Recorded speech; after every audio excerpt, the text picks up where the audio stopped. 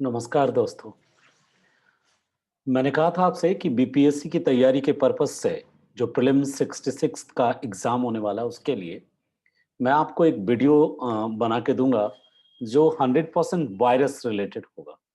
जैसा कि आप जानते हैं अभी कोरोना वायरस लगातार 1 साल से अब मार्च आने को है, अब फिर से दिसंबर में स्टार्ट हुआ था ये कोरोना, तो दिसंबर आने को है, 1 साल लगातार कोरोना से पूरी दुनिया ग्रसित रही है।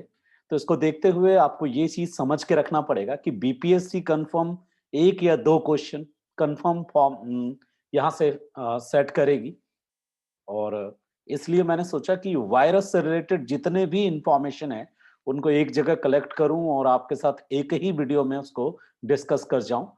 तो इस वीडियो में शुरू से अंत तक आप बने रहिए, इसमें मैं वायरस और उससे रिलेटेड जितने भी इंफॉर्मेशंस पॉसिबल हैं, लेटेस्ट से लेटेस्ट, करंट और जो भी इसका स्टैटिक पार्ट है, जो किताबों में भी आप देखते आ रहे हैं, वो सब आपको इस एक वीडियो में अवेलेबल होगा।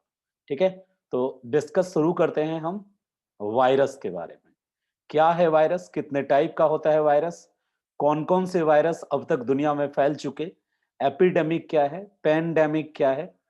ठीक है? वो सारा कुछ अभी इसी वीडियो में हम डिस्कस करेंगे और जितने भी पॉपुलर वायरस डिजीज हुए हैं, जैसे एड्स, इबोला, जीका, निपाह और कोरोना तो है ही, तो उन सब के बारे में डिस्कस करेंगे। Not only the animal virus के बारे में नहीं, बल्कि प्लांट वायरस के बारे में भी पढ़ेंगे और बैक्टीरियोफेज के बारे में भी पढ़ेंगे। तो चलिए स्टार्ट करते हैं क्लास। और जो आज का क्लास है मेनली वो फोकस्ड है वायरस पे, विषाणु, वायरस।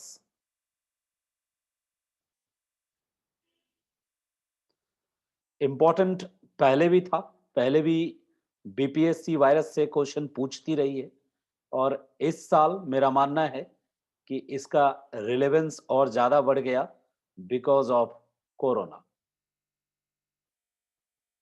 ठीक है? तो होता क्या है वायरस? यहीं से हम स्टार्ट करेंगे आज की क्लास को कि रियल में वायरस होता क्या है? बैक्टीरिया से ये कैसे अलग है और केवल इसका डिमेरिट ही है या इसका कहीं कोई यूज़ भी है? ठीक है? रोग फैलाता है या रोग फैलाने के अलावा कोई इसका पॉजिटिव यूज़ भी है? Each and every topic discuss किया जाएगा इस वीडियो में आपके साथ। तो सबसे पहले मैं बता दूं, वायरस जिसको हिंदी में आप एक और नाम से पुकारते हैं विषाणु। पहले इसके नोमेनक्लेचर को समझते हैं, इसके नाम को समझते हैं। हिंदी में तो क्लियर हो गया, विष और अणु दो शब्द मिला है, यानी जो ऐसा सूक्ष्म पदार्थ या जीव जो जहरीला है, मतलब पॉइजनस है। हिंदी में जो टर्म आया है वायरस, ये वायरस टर्म इसी आ, एक ऐसे सूक्ष्म जीव के लिए आया है जो केवल जीवित कोशिका में वंश वृद्धि कर सकता है और यदि जीवित कोशिका के संपर्क में यह नहीं है तो यह मृत समान है, क्रिस्टल के रूप में इसको इकट्ठा किया जा सकता है, कलेक्ट किया जा सकता है। अब आकोशिकीय अति सूक्ष्म जीव है। आकोशिकीय मतलब सेल नहीं होता, ये सेललेस होता है, सेल नहीं होता। और सेल जब किसी लिविंग सेल में ये एंटर करता है तभी ये जिंदा हो पाता है, तभी ये वंश वृद्धि कर पाता है, अदरवाइज ये डेड बॉडी है। इसीलिए इसके लिए एक टर्मिनोलॉजी यूज होता है, वायरस के लिए एक टर्म यूज होता है, क्या? कड़ी है ये। किसके किसके बीच? सजीव और निर्जीव के बीच की कड़ी। तो पहला जो इंपॉर्टेंट टर्मिनोलॉजी यूज होता है कि ये सजीव, सॉरी संजीव हो गया, सजीव लिविंग और नॉन लिविंग के बीच का है ये। इसीलिए इसके लिए पहला टर्म यूज होगा सजीव और निर्जीव के बीच की कड़ी। ठीक है? तो ये आप याद रखेंगे पहला पॉइंट। ये सजीव और निर्जीव के बीच की कड़ी है, ना तो ये लिविंग है ना नॉन लिविंग है। सैकड़ों वर्षों तक ये अपने को हाइबरनेट करके रख सकता है, मतलब हाइबरनेट नहीं कहिए, निष्क्रिय रूप में रह सकता है, निर्जीव रूप में रह सकता है, सुसुप्ता अवस्था में रह सकता है। और जैसे ही किसी लिविंग सेल के संपर्क में आता है, वैसे ही उस सेल को कवर अप करके, उसको अपने अंडर में लेके, सेल में एंटर करके, सेल का जो आरएनए है और डीएनए है, उसका जो जेनेटिक स्ट्रक्चर है, उसको चेंज कर देता है, जेनेटिक इंफॉर्मेशन चेंज कर देता है और सेल को पूरी तरह से कंट्रोल कर लेता है। और उसी सेल को अपने नए बच्चे को जन्म देने के लिए ये यूज करता है। अपने जैसे संक्रमित कोशिकाओं का पुनरुत्पादन शुरू कर देता है वो सेल। तो सेल को ये एज ए होस्ट यूज करता है। देखिए, अंग्रेजी में यदि हम देखें तो विषाणु को आप कहते हो वायरस, और वायरस का जो मीनिंग होता है, वायरस का मतलब होता है पॉइजन। वायरस का मतलब ही होता है पॉइजन, विष, जहर। अब किसने खोजा था वायरस को, यह बड़ा इंपॉर्टेंट पॉइंट है। सबसे पहले 1796 में 1796 में एक डॉक्टर थे, Edward Jenner. Doctor Edward Jenner थे। एडवर्ड जेनर ने सबसे पहले चेचक विषाणु, चेचक का पता लगाया कि चेचक जो होता है विषाणु के कारण होता है, और चेचक के टीके का आविष्कार भी उन्होंने ही किया 1796 में। इसके अलावा चेचक के विषाणु का पता 1796 में एडवर्ड जेनर ने लगाया, टीका भी बनाया उन्होंने। उसके बाद 1796 में ही 1886 में एक और अगला नंबर आता है 1886 का। 1886 में आप देखेंगे तो एडोल्फ मेयर नाम के डॉक्टर ने, doctor Adolf mayor, Adolf mayor ने, इन्होंने किसका पता लगाया, तंबाकू में मोजैक रोग के वायरस का पता लगाया, यानी मोजैक वायरस। तो चेचक के वायरस का, चेचक रोग जो होता है वो वायरस जनित है, इसका पता किसने लगाया, चेचक वायरस का एडवर्ड जेनर ने, और उन्होंने उसका टीका भी बनाया, वैक्सीन भी बनाया। ठीक है। और दूसरा इंपॉर्टेंट पॉइंट आपको यहां से क्या मिला, दूसरा इंपॉर्टेंट मिला कि 1886 में डॉक्टर एडोल्फ मेयर ने मोजैक वायरस का पता लगाया। और ये जो मोजैक वायरस है, ये तंबाकू में होने वाला रोग है, तंबाकू प्लांट वायरस है, तंबाकू।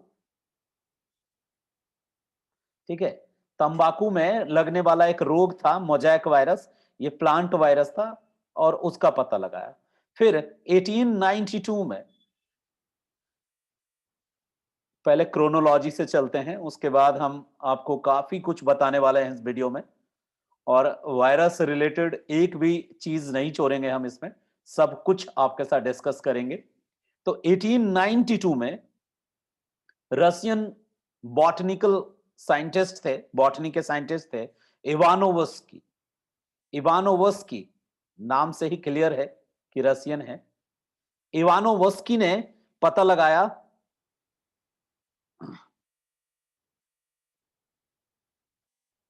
देखिए दो लोग मोजैक वायरस से रिलेटेड हैं, एक एडोल्फ मेयर है। एडोल्फ मेयर ने सिर्फ बताया कि मोजैक रोग होता है, जो किसमें होता है, तंबाकू में होता है, और उन्होंने संभावना जताई थी कि वायरस द्वारा होता है।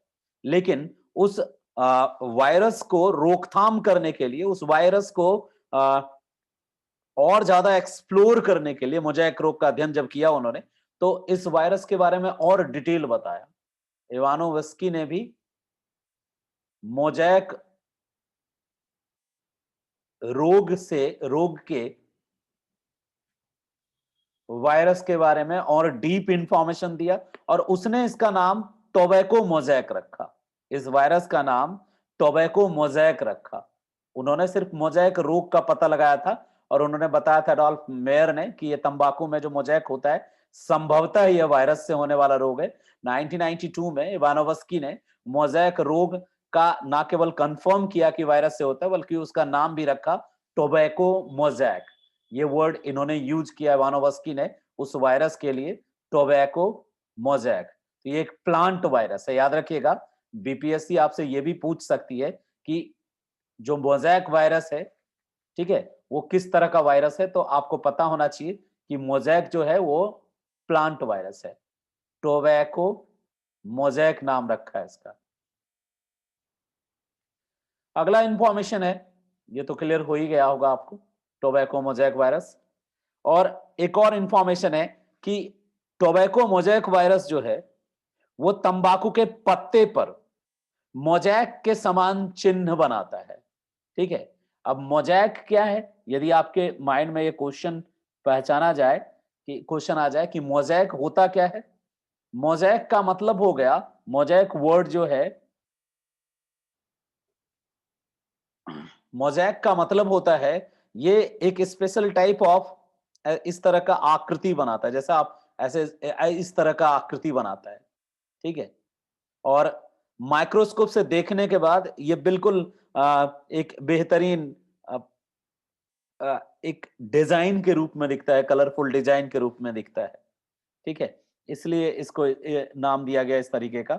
और मोज़ैक के कारण, रोग के कारण जो तंबाकू की पत्तियाँ होती हैं, वो पत्तियाँ बर्बाद हो जाती हैं। क्रिस्टलीकृत वायरस है ये। मोज़ैक वायरस जो है, ये क्रिस्टल के रूप में दिखने वाला पहला वायरस है, जिसका पता लगाया था। इसको नोबेल प्राइज़ भी मिला था अपने काम के लिए उनको। जो बाद में मोज़ैक वायरस को लेके जो पता लगाया था, उनको मिला था, नोबेल प्राइज़ मिला था, 1946 का नोबेल प्राइज़ मिला था उसको। चलिए, हम और भी डेप्थ में जाएँगे, कभी आगे डिस्कस करेंगे, यदि नोबेल प्राइज़ मिला है इसको तो उस पे देखेंगे। अभी तत्काल इतना ही काफ़ी है कि मोज़ैक वायरस एक प्लांट वायरस है, ठीक है?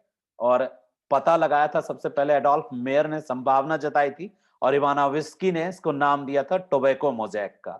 उसके आगे बहुत सारे वायरस का पता लगा बाद में, कि जो वायरस होते हैं मेनली 3 तरह के होते हैं, प्लांट वायरस होते हैं, एनिमल वायरस होते हैं और बैक्टीरियोफेज वायरस होते हैं। हम तीनों तरह के वायरस की स्टडी करेंगे अभी। और उससे पहले मैं आपको बता दूं कि जो प्लांट वायरस होता है वो तो हार्मफुल होता है, और जो एनिमल वायरस होता है तो वेरी हार्मफुल होता है। बट जो बैक्टीरियोफेज वायरस होता है वो लाभप्रद विषाणु होता है, ठीक है। बैक्टीरियोफेज विषाणु जो वायरस है वो लाभप्रद विषाणु है, और जो हैजा, पेचिस, टाइफाइड आदि रोग उत्पन्न करने वाले जीवाणु है ना, उन जीवाणुओं को नष्ट करके मानव को रोगों से रक्षा भी करता है। तो 3 तरह का वायरस होता है, आप याद रखिएगा इस बात को, आपके लिए बहुत जरूरी है जानना। नॉर्मली अभी ऐसा माहौल चल रहा है कि आप सिर्फ और सिर्फ वायरस को एक विलन के रूप में देखते हैं। वो वायरस को हीरो के रूप में देखने की आपकी बिल्कुल इच्छा नहीं होगी, लेकिन क्या करें, एग्जाम पॉइंट ऑफ व्यू से आपको जरूर समझना होगा कि जो वायरस होता है, ठीक है, 3 तरह का होता है वायरस। एक होता है प्लांट वायरस, जो पादप विषाणु आप जानते हैं, अभी बैक्टीरियोफेज, ये सॉरी मोज़ैक वायरस जो आप देख रहे थे वो प्लांट वायरस था। और जिससे आप अभी झेल रहे हैं, जिसको एनिमल वायरस है, ये कोरोना, कोविड, ये एनिमल वायरस है। और तीसरा जो मैंने आपको बताया, बैक्टीरियोफेज, ये लाभप्रद है आपके लिए। बैक्टीरियोफेज जो है ये लाभप्रद विषाणु है, ठीक है, लाभप्रद वायरस है। कैसे लाभप्रद है बैक्टीरियोफेज? बैक्टीरियोफेज जो वायरस है ना, ये लाभप्रद इसलिए है बिकॉज ये क्या करता है, ये हैजा, पेचिस, टाइफाइड आदि रोग उत्पन्न करने वाले जीवाणुओं को नष्ट करके मानव को रोगों से, इन रोगों से बचाता है। तो याद रखिएगा, बैक्टीरियोफेज ही है जो हैजा, ठीक है, पेचिस, कंफ्यूज मत होइएगा, ये सब जीवाणु से होने वाला रोग है। हैजा, पेचिस, ये सब जीवाणु से, बैक्टीरिया से होने वाला रोग है, जीवाणु, ठीक है, जीवाणु से होने वाला रोग है, जीवाणु जनित रोग है। तो हैजा, पेचिस और एक और बीमारी है टाइफाइड। इन इनके बैक्टीरियाज को ये क्या कर जाता है, खा जाता है। टाइफाइड खा क्या जाता है, मतलब जीवाणु भोजी इसलिए इसको बोलते हैं, खा जाता है बैक्टीरियाज को।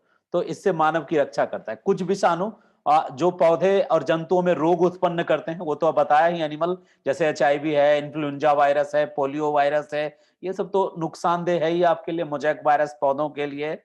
तो चलिए हम और भी डिटेल में समझते हैं सबको। प्लांट वायरस को भी पढ़ेंगे हम, जो main important exam point of view से इंपॉर्टेंट है उनको देखेंगे। एनिमल वायरस तो मेन टारगेट पे है आज की क्लास में। बैक्टीरियोफेज हमने जानबूझ के आपको बताया, ये जीवाणु भोजी बोलते हैं इसको, इसको जीवाणु भोजी विषाणु बोलते हैं। तो ये जीवाणु भोजी विषाणु आपके लिए फायदेमंद विषाणु है, इसलिए इसको जानना जरूरी था। चलिए आगे चलते हैं अगले पॉइंट पे। एक और इंपॉर्टेंट पॉइंट है, कभी कभी एग्जाम में क्वेश्चन पूछ सकता है कि जीवाणु और विषाणु में क्या फर्क है, डिफरेंस क्या है। तो जीवाणु जो होता है वो सेल वाला जीव है, कोशिकीय जीव है, वो एक सेल डेवलप कर सकता है, ठीक है। और जो विषाणु है वो अकोशिकीय जीव है, यानी विषाणु सेल नहीं होता। जीवाणु कभी भी हाइबरनेट नहीं होता, सुसुप्त अवस्था में नहीं रहते, वो एक्टिव रहते हैं। जबकि जो वायरस है, विषाणु है, वो हजारों साल तक सुसुप्त अवस्था में रह सकता है। अभी न्यूज आया था ना कि जो नॉर्थ पोल पे आर्कटिक का जो बर्फ पिघल रहा है, तो उसके बर्फ पिघलने से उसके नीचे दबे, हजारों सालों से दबे, लाखों सालों से दबे हुए जो विषाणु हैं, वो एक्टिव हो रहे हैं, मतलब वो बाहर आ रहे हैं। अब वो यदि किसी सजीव के संपर्क में आ जाएंगे, जीवित कोशिका में, तो फिर से जी उठेंगे। तो वो हाइबरनेट रहते हैं, सुसुप्ता अवस्था में रहते हैं, ठीक है। जीवाणु का आकार हमेशा विषाणु से बड़ा होता है। बैक्टीरिया का साइज वायरस के साइज से बड़ा होता है। और बैक्टीरिया को आप जो लाइट माइक्रोस्कोप है उससे आप देख सकते हैं, ठीक है। लेकिन जो वायरस है, इसको आपको देखने के लिए इलेक्ट्रॉन माइक्रोस्कोप की जरूरत पड़ेगी, वो ज्यादा छोटा होता है। बैक्टीरिया को संग्रह नहीं किया जा सकता, क्योंकि एक्टिव होता है, वो एक जगह टिकता नहीं है, बहुत डिफिकल्ट होता है उसको संग्रहित करना। लेकिन निर्जीव की तरह क्रिस्टल के रूप में आप वायरस को कलेक्ट करके लाखों सालों तक रख सकते हो, हजारों सालों तक रख सकते हो। तो ये डिफरेंसेस जो है, जो हमने डिस्कस किया, ये तो नॉर्मल इंफॉर्मेशन था, जो आपके पास होना ही चाहिए था, ये सबके पास होगा, ठीक है। तो अब तक आपने क्या देखा कि जो वायरस है, विषाणु है, वो लैटिन शब्द वायरस से उत्पन्न हुआ है। और इस लैटिन वर्ड वायरस का मतलब होता है विष, यानी पॉइजनस पार्टिकल।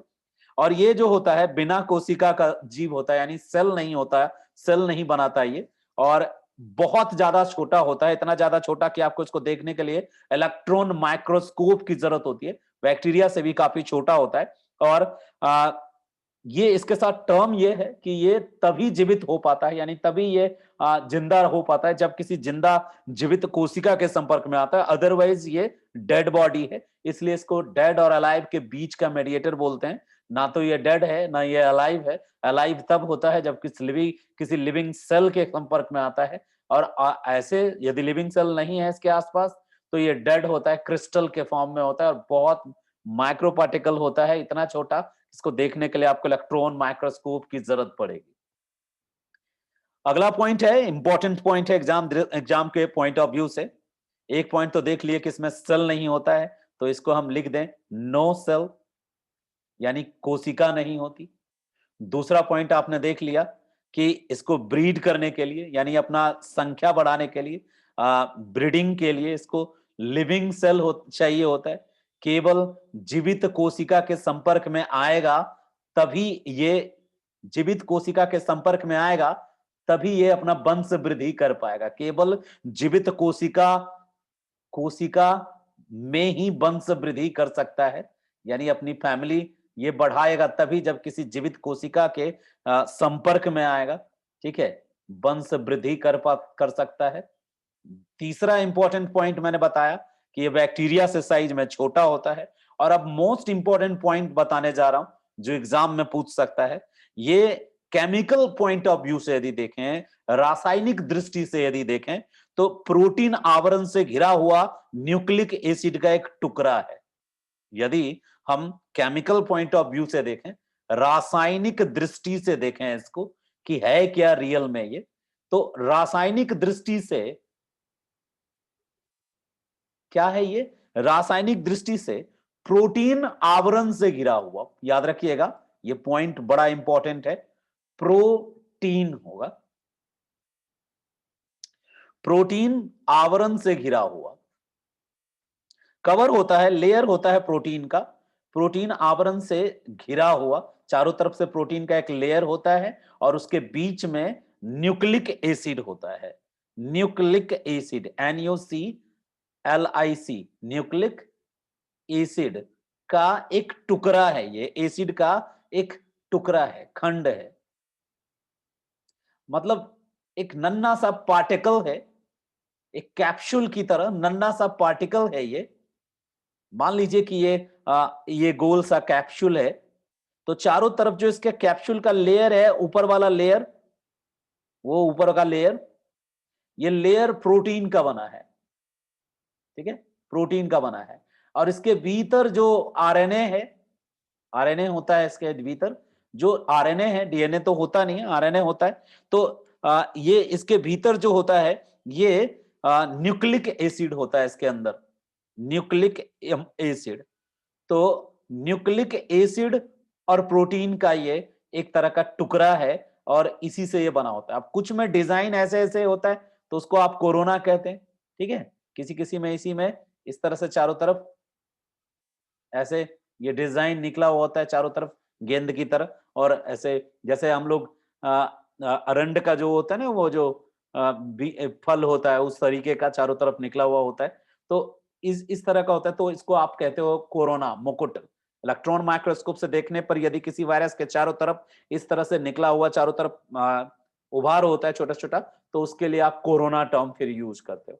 तो इंपॉर्टेंट पॉइंट था कि होता क्या है दरअसल, ये केमिकल पॉइंट ऑफ व्यू से यदि देखें हम, तो ये प्रोटीन से एक लेयर होता है प्रोटीन का, उसके अंदर में न्यूक्लिक एसिड होता है। अगले पॉइंट पे चलते हैं।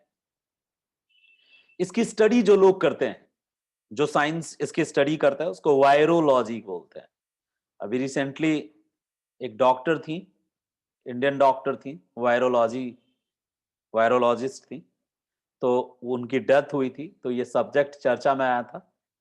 विषाणु विज्ञान में इसका अध्ययन करने वाला विज्ञान जो है उसको विषाणु विज्ञान कहते हैं, वायरोलॉजी। एक और इंपॉर्टेंट टर्म है, जितने भी इंपॉर्टेंट टर्म है देखते जाइए। विषाणु क्या करता है, एक बार जब किसी लिविंग सेल को ये इन्फेक्टेड कर देता है, ठीक है, संक्रमित कर देता है, तो फिर वो क्या करता है कि उसी में अपनी वंश वृद्धि करता चला जाता है। किसको किसको संक्रमित कर सकता है? ये पशुओं को संक्रमित कर सकता है, एनिमल्स को, ठीक है, पौधों को संक्रमित कर सकता है, कवक को संक्रमित कर सकता है, जीवाणु को तो खा भी सकता है, जीवाणु को संक्रमित कर सकता है और मनुष्यों को भी संक्रमित कर सकता है। तो ये पॉइंट याद रखिएगा, मनुष्यों को भी ये संक्रमित कर सकता है।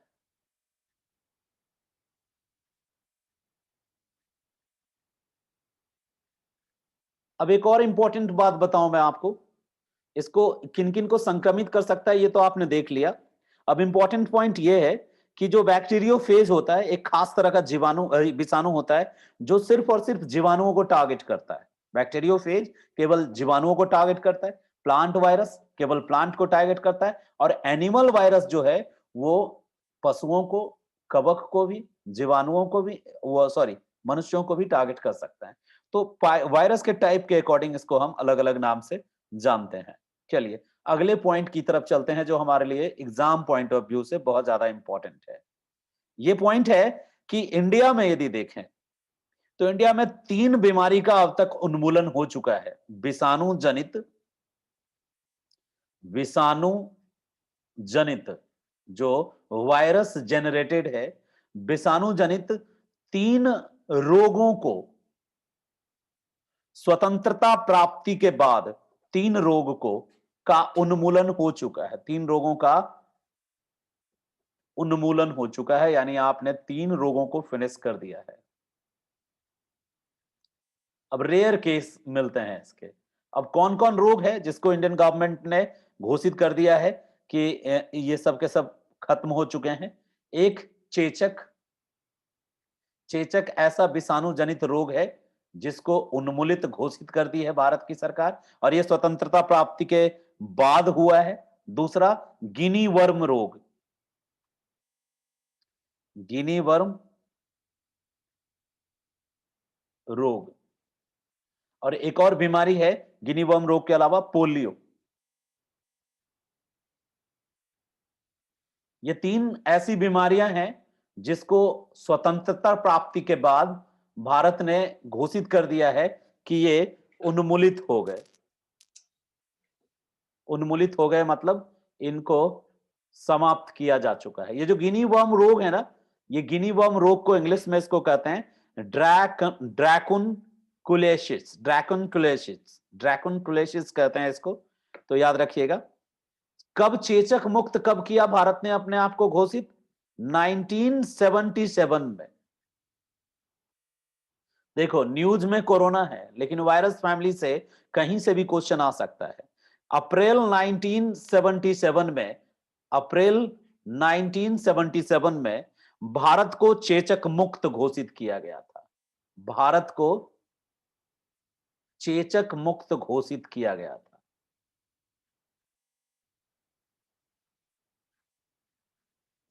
क्वेश्चन आ सकता है भारत को चेचक मुक्त घोषित कब किया गया था? 1977 अप्रैल में भारत को चेचक मुक्त घोषित किया गया था। और 2000 में विश्व स्वास्थ्य संगठन ने, WHO ने 2000 में, फरवरी 2000 में, फरवरी 2000 में, सन 2000 में भारत को गिनी वर्म रोग मुक्त देश घोषित किया था। गिनी वर्म रोग मुक्त, गिनी वर्म रोग मुक्त घोषित। ठीक है, तो भारत चेचक मुक्त कब घोषित हुआ? अप्रैल 1977 में। और गिनी वर्म रोग मुक्त कब घोषित हुआ? फरवरी 2000 में। एक और इंपॉर्टेंट पॉइंट लगे हाथ जान लीजिए, पोलियो मुक्त कब घोषित हुआ? ये एग्जाम में आ सकता है, इसलिए इसको यहीं पे इसकी चर्चा की जानी बहुत ही जरूरी है कि भारत को पोलियो मुक्त कब घोषित किया गया। 27 मार्च 2014, 27 मार्च 2014 को WHO ने भारत को आधिकारिक तौर पर पोलियो मुक्त देश का दर्जा दिया। ठीक है, तो भारत को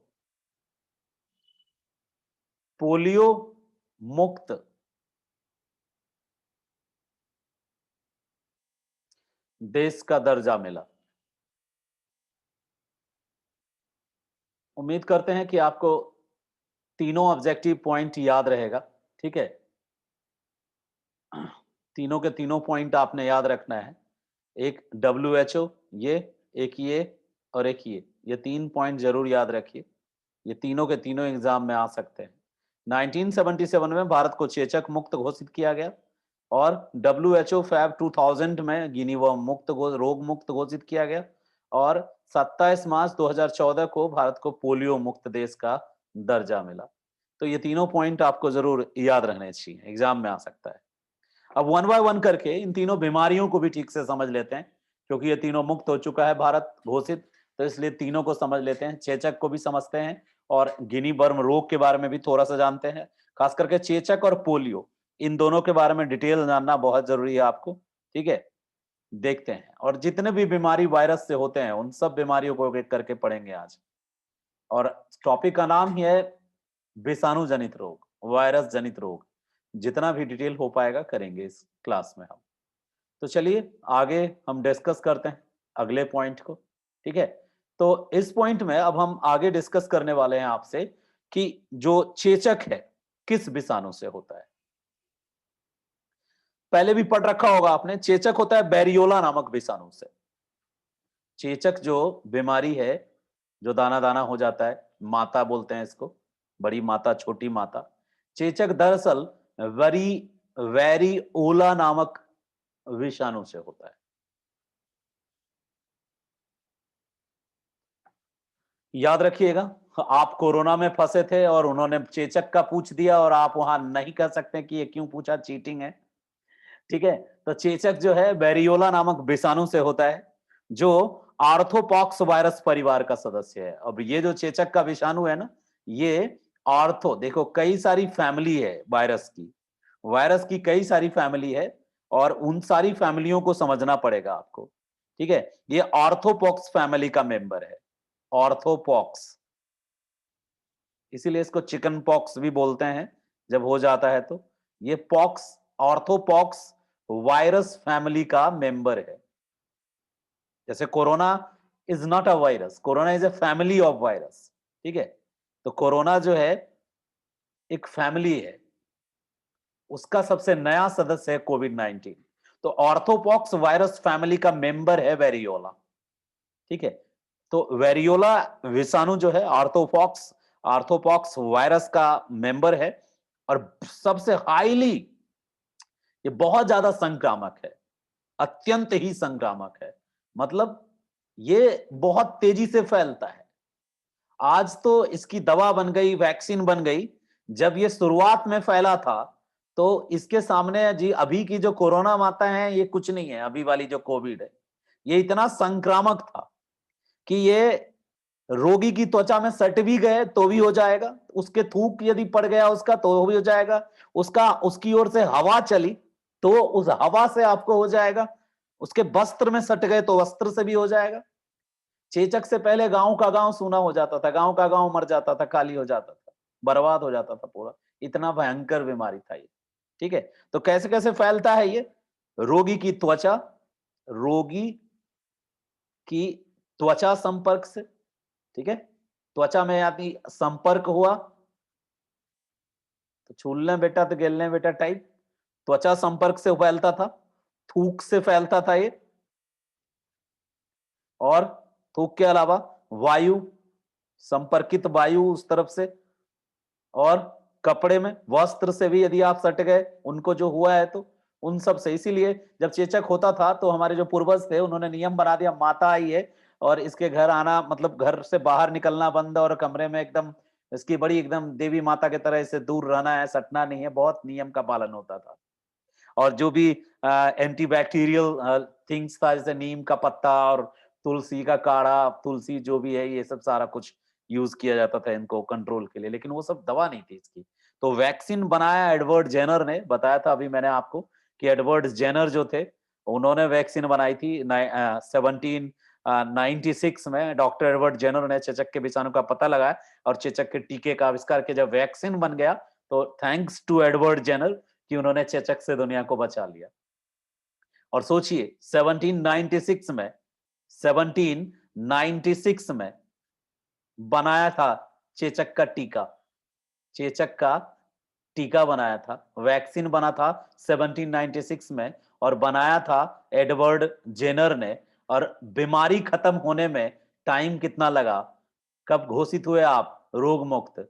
अप्रैल 1977। तो हैशटैग, मैं ये नहीं कह रहा हूं कोरोना कब खत्म होगा, जस्ट एक झलक दिखा रहा हूं।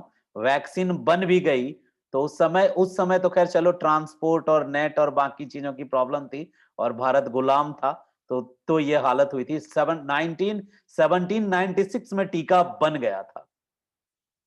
और आपका देश कब चेचक मुक्त घोषित होता है? अप्रैल 1977 में भारत चेचक मुक्त। साल जोड़ लो भैया, कितने साल लगे मुक्त होने में। ठीक है, हम ये नहीं कह रहे हैं कोरोना मुक्त भारत कब घोषित होगा, बस जस्ट एक झलक दिखा रहे हैं कि 1800, 4 साल बाकी 1800, और एक यानी कि लगभग 177 प्लस 4 यानी 181 साल लग गए आपको चेचक हटाने में। वैक्सीन बनने के बाद भी 181 ईयर लगा चेचक से निपटने में। खैर, अगले पॉइंट पे आते हैं। चेचक में 2-3 बातें बड़ी इंपॉर्टेंट थी। एक तो वेरियोला नामक विषाणु से होता है चेचक, दूसरा फैमिली कौन सी है, तो ये ऑर्थोपॉक्स फैमिली का वायरस है, ऑर्थोपॉक्स फैमिली का वायरस। और ज्यादा डेप्थ में जाने की कोशिश नहीं करना आप कि अब ऑर्थोपॉक्स को गूगल कर रहे हैं, ऐसा मत करना, ठीक है। वायरोलॉजी नहीं पढ़ रहे हैं हम बीपीएससी की तैयारी कर रहे हैं, ये बात को ध्यान में रखना है। और अत्यंत ही संक्रामक होता है। कहां कहां से फैलता है? रोगी की त्वचा संपर्क से, थूक से, वायु से, उसके वस्त्र को टच करने से फैलता है। और थैंक गॉड भारत चेचक मुक्त घोषित हो चुका है, ठीक है। अगले पॉइंट की तरफ ले चलते हैं हम आपको। चेचक के बाद अगला है पोलियो। क्योंकि मैं वो जो गिनी वर्म रोग है उसको इसलिए छोड़ रहा हूं बिकॉज उससे रिलेटेड इंफॉर्मेशन भी कम अवेलेबल है सोर्सेस में। और दूसरा है क्या कि वो उतना ज्यादा पॉपुलर नहीं है, उतना ज्यादा मतलब उतना ज्यादा वायरल नहीं हुआ, वो फैला नहीं, इसलिए। चलिए अगले पे चलते हैं जो बहुत इंपॉर्टेंट है, इसके बारे में जितना डीप जानो उतना कम है, वो है पोलियो। पोलियो वायरस, पोलियो जो रोग है, इससे मुक्त होने में भारत को काफी लंबा समय लगा है। आधिकारिक रूप से भारत 27 मार्च 2014 को पोलियो मुक्त घोषित हुआ है, लेकिन अभी भी पोलियो के केस देखे जाते हैं। तो सबसे पहली बात तो वो कौन सा विषाणु है? जैसे चेचक का विषाणु का नाम था बेरियोला, बेरियोला चेचक फैलाती थी। उसी तरह से यदि देखें तो पोलियो जिस विषाणु से होता है उस विषाणु का नाम है पोलियो मेलाइटिस। नाम है विषाणु का पोलियो मेलाइटिस। देखो वीडियो तो होगी लंबी, क्यों? मेरी आदत है चीजों को इतना अच्छे से चलो कि उससे रिलेटेड सारे इंफॉर्मेशन तुम्हारे पास हो। अब आप इसको टुकड़ों में देखो या पूरा देखो, वो आप पे डिपेंड करता है, या ना देखो वो तो आप पे डिपेंड करता है। मैं अपना बस जो खुद को कमिटमेंट किया हूं वो कंप्लीट करने जा रहा हूं। जितने भी कमिटमेंट मैंने किए हैं कोशिश कर रहा हूं कि सबको फिनिश करता चलो, ठीक है। आपका काम है इसको देखो, नोट करो, रिवाइज करो, जैसे आपको करना है करो। पोलियो किस विषाणु से होता है? पोलियो मेलाइटिस विषाणु से होता है। और ये फैलता कैसे है? फैलता है दूषित भोजन से और दूषित जल से। याद रखना, ये पोलियो जो फैलता है, संक्रमण होता किससे है, कैसे फैलता है? ये संक्रमण होता है पोलियो का दूषित भोजन से, ऐसा भोजन जिसमें ये पोलियो मेलाइटिस विषाणु है वो भोजन से, और ऐसा जल जिसमें पोलियो मेलाइटिस विषाणु है। तो दूषित इन्फेक्टेड फूड और इन्फेक्टेड वाटर, बच्चों को जब भी भोजन देना चाहिए साफ स्वच्छ और पूरी तरह से गरम गरम दीजिए। और जल जो है, पानी भी कोशिश करनी चाहिए एकदम फ्रेश और अच्छा पानी पिलाएं। ये दो चीजें हैं जिससे पोलियो फैलता है, ठीक है। और प्रभावित किसको करता है पोलियो? नर्वस सिस्टम को प्रभावित करता है। जैसे चेचक जो थी, चेचक स्किन को सबसे ज्यादा प्रभावित करता है, स्किन पे फफोले हो जाते हैं। उसी तरह पोलियो किसको प्रभावित करता है? ये प्रभावित करता है नर्वस सिस्टम को, ठीक है। तंत्रिका तंत्र को प्रभावित करता है, तंत्रिका तंत्र पर बुरा प्रभाव डालता है, नर्वस सिस्टम को खराब करता है। ये बहुत इंपॉर्टेंट है, एग्जाम पॉइंट ऑफ व्यू से पूछता है कि पोलियो के जो विषाणु है वो किस अंग को प्रभावित करते हैं, तो ये नर्वस सिस्टम को अफेक्ट करता है।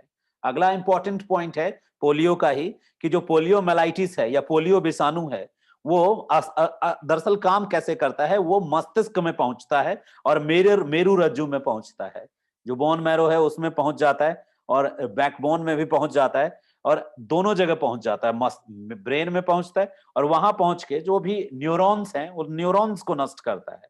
इससे क्या होता है कि मस्तिष्क जो है, ब्रेन जो है, उसको वो जो ऑर्डर देता है, जो कंट्रोल करता है नर्वस सिस्टम को, वो पूरी तरह से कर नहीं पाता है। नतीजा क्या होता है? जॉन जिस जिस ऑर्गन सिस्टम का कनेक्शन काट देता है वायरस, वो पैरालाइसिस हो जाता है, वो ऑर्गन काम करना बंद कर देता है। अब टीका कब बना? पोलियो का टीका कब बना? ठीक है, पोलियो का टीका सबसे इंपॉर्टेंट पॉइंट में आ रहा हूं मैं। पोलियो का टीका जो बना, ये बना 1952 में, ठीक है। और पोलियो का वैक्सीन की खोज सर्वप्रथम जोनास सॉल्क ने किया। पोलियो का जो वैक्सीन बना, पोलियो का जो टीका बना, जल्दी ही आप कोरोना का टीका भी पढ़ेंगे। पोलियो का टीका 1952 में सफलतापूर्वक बनाया अल्बर्ट सॉबिन ने, ठीक है। अल्बर्ट सॉबिन, नाम याद रखना, बड़े ही महान भगवान समान व्यक्ति होंगे वो जिन्होंने बनाया, बिकॉज बड़ा दर्दनाक बीमारी है, पूरी जिंदगी बर्बाद कर देती है बच्चे की। तो ये अल्बर्ट सॉबिन नाम के डॉक्टर ने ये बनाया पोलियो का टीका बनाया, वैक्सीन बनाया पोलियो का, और ने ओरल पोलियो वैक्सीन विकसित किया था जो पोलियो के रोकथाम के सहायक सिद्ध हुआ। इन्होंने ओरल पोलियो वैक्सीन, जो 2 बूंद जिंदगी की अमिताभ बच्चन जिसका प्रचार करते हैं ना, वो ये दवा इन्होंने ही बनाया था, ओरल पोलियो वैक्सीन। ठीक है, बनाने वाले व्यक्ति का नाम था अल्बर्ट सॉबिन, और 1952 में अल्बर्ट सॉबिन ने ये वैक्सीन डेवलप किया, विकसित किया, और बच्चों में होने वाला सबसे घातक रोग से बच्चों को बचाया, बिकॉज इससे बच्चे हो जाते हैं दिव्यांग और बच्चों को बहुत दिक्कत होती है।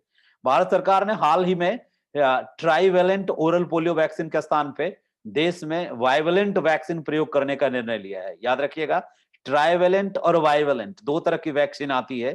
ठीक है, और ट्राइवेलेंट जो है 3 बार टीका का जो कंप्लीट होता है, 3 बार वो लेना पड़ता है कम से कम, वो वैक्सीन देन कंप्लीट होता है। ट्राइवेलेंट वैक्सीन में 3 प्रकार का पोलियो विषाणु से लड़ने की क्षमता होती है, टाइप 1, टाइप 2 और टाइप 3। और जो वाइवेलेंट होता है वो 2 टाइप 2 जो विषाणु है वो नहीं पाया जाता है 99 के बाद, इसलिए यह वैक्सीन अब बंद कर दिया गया था, टाइप 2 को बंद कर दिया गया था, इसलिए वाइवेलेंट वैक्सीन दिया जाता है। पहले भारत में ट्राइवेलेंट वैक्सीन दिया जाता था, ट्राइवेलेंट वैक्सीन दिया जाता था, ओरल पोलियो वैक्सीन, ट्राइवेलेंट दिया जाता था, ओरल पोलियो वैक्सीन दिया जाता था। अब भारत सरकार ने ट्राइवेलेंट को बंद करके इसकी जगह पे बाइवेलेंट देना शुरू किया है, बाइवेलेंट देना शुरू किया है। अब इसके पीछे रीजन क्या है, बाइवेलेंट देने के रीजन क्या है? देखिए, जो ट्राइवेलेंट था, बाइवेलेंट ओरल पोलियो वैक्सीन आप दे रहे हो, अब ट्राइवेलेंट से क्या था कि ये तीन तरह के पोलियो के लिए था, type 1 polio, type 2 and type 3। 3 type के पोलियो पाए जाते हैं दुनिया में, 3 तरह के। चूंकि देखा गया 1999 के बाद, क्या देखा गया, 1999 के बाद ऐसा देखा गया भारत में एक भी केस टाइप 2 का नहीं मिला, टाइप 2 नहीं मिला। ठीक है, नहीं मिलता टाइप 2 वायरस। जो पोलियो का टाइप 2 वायरस है वो 99 के बाद विश्व में कहीं भी टाइप 2 नहीं पाया गया। ठीक है, भारत ही क्या, 99 के बाद विश्व में टाइप 2 नहीं मिलता है दुनिया में। तो इसलिए अब जब जो वायरस है ही नहीं मौजूद, मिलता ही नहीं दुनिया में, ऐसा केस ही नहीं मिल रहा है, तो इसको हटा दिया गया। तो अब जो मिलता है वो आपको ट्राइवेलेंट की जगह बाइवेलेंट मिलता है, जिसमें टाइप 2 का इलाज नहीं होता है। ठीक है, टाइप 2 के वैक्सीन की अब जरूरत नहीं है दुनिया से, वो वायरस जो है पैसिव हो गया है, नहीं अब उसका इफेक्ट नहीं रहा। तो ये तो आपको मैंने डिस्कस किया, पोलियो और चेचक को डिस्कस किया। अब हम डिस्कस करेंगे राइनो वायरस को। ठीक है, अब तक में हमने 2 तरह के वायरस पे वर्क किया। एक तो मैंने वेरियोला बताया जो आर्थ्रोपॉक्स फैमिली का था, दूसरा मैंने आपको पोलियो बताया, पोलियो मेलाइटिस विषाणु। ठीक है, पोलियो मेलाइटिस विषाणु के बाद अब आपको एक विषाणु बता रहे हैं, राइनो वायरस। अगला पॉइंट है, इंपॉर्टेंट पॉइंट है आपके लिए, राइनो वायरस। ये एग्जाम पॉइंट ऑफ व्यू से बहुत इंपॉर्टेंट है, राइनो वायरस। सबसे पहले ये देख लीजिए क्या होता है राइनो वायरस, इसको समझ लेते हैं। देखिए, ये राइनो वायरस जो है, ये सामान्य जुकाम जो आपको होता है, सामान्य जुकाम, वो राइनो वायरस रोगाणु सामान्य जुकाम के लिए उत्तरदायी होते हैं। जो सिंपल आपको जुकाम होता है वो राइनो वायरस से होता है, सामान्य जुकाम राइनो वायरस से होता है। जो नॉर्मल सर्दी जुकाम आपको पकड़ता है वो राइनो वायरस से होता है। ठीक है, लेकिन जो मेजर होता है, मतलब छूटता ही नहीं है, बहुत बड़े लेवल पे हो जाता है और आपको बहुत ज्यादा हाईली अफेक्टेड करता है, मेडिसिन और कुछ भी उस पर असर नहीं करता, वो जो जुकाम है वो कोरोना वायरस है। तो एक राइनो वायरस हो गया और दूसरा क्या हो गया, कोरोना वायरस। ऐसा नहीं कि कोरोना वायरस 2019 में है इसका पता लगा, ऐसा कुछ नहीं है। कोरोना वायरस के बारे में भी ल्यूसेंट वाली जो किताब आती थी 2013-14 से ही छपा हुआ है, उस किताब में 2012 से ही छपा हुआ है। तो कोरोना वायरस एक वायरस की फैमिली है जो ऐसे जुकाम के लिए उत्तरदायी होता है जिसके साथ फीवर कंपलसरी है, एकदम फीवर, बहुत हैवी फीवर आता है। ठीक है, तो जुकाम विद हाई फीवर, ठीक है, जुकाम विद हाई फीवर, तीव्र बुखार के साथ जो जुकाम होती है और रेस्पिरेटरी में भी थोड़ी बहुत प्रॉब्लम होती है, रेस्पिरेशन में प्रॉब्लम होती है, ये कोरोना वायरस है। तो rhino virus and corona virus दोनों के दोनों जो है जुकाम के लिए जिम्मेदार है, लेकिन जो राइनो वायरस है वो सामान्य सर्दी जुकाम के लिए है, जबकि कोरोना वायरस जो है जुकाम के साथ तीव्र बुखार प्लस सांस लेने में तकलीफ से जुड़ा है। कोरोना वायरस को तो अलग से डिटेल करेंगे, अभी तत्काल बस इतना जानिए कि हाल में जो कोरोना वायरस नया मिला है ये नोवल कोरोना वायरस है, या इसको सॉर्स बोलते हैं। तो हम सॉर्स, कोव, COVID कोविड जो आया है, कोव क्या है, इस सब पे हम बात करेंगे अभी लास्ट में, सबसे एंड में, वैश्विक महामारी पे। अब आइए दूसरी बीमारी की तरफ, ठीक है। नेक्स्ट इंपॉर्टेंट पॉइंट है, ये है हेपेटाइटिस बी। कोरोना के चपेट में बाकी सब वायरस की बेइज्जती हो रही है, उन पे बिल्कुल हम लोग ध्यान नहीं दे रहे हैं, लेकिन जानना ये भी जरूरी है कि ये हेपेटाइटिस जो है ये भी एक बहुत ही भयानक खतरनाक वायरस है, जानलेवा वायरस है, हेपेटाइटिस बी खास करके। हेपेटाइटिस बी जो है ये वायरस हेपाडीएनए वायरस परिवार का एक सदस्य है। हेपेटाइटिस बी जो बीमारी होती है वो हेपेटाइटिस वायरस के कारण होता है, और जिस फैमिली से है उसका नाम है hepa DNA virus. Hepa DNA जो वायरस परिवार है, उस वायरस परिवार का सदस्य है ये hepatitis B, hepa DNA. Hanta virus भी काफी न्यूज में आया था अभी रिसेंटली, उस पर भी हम बात करेंगे।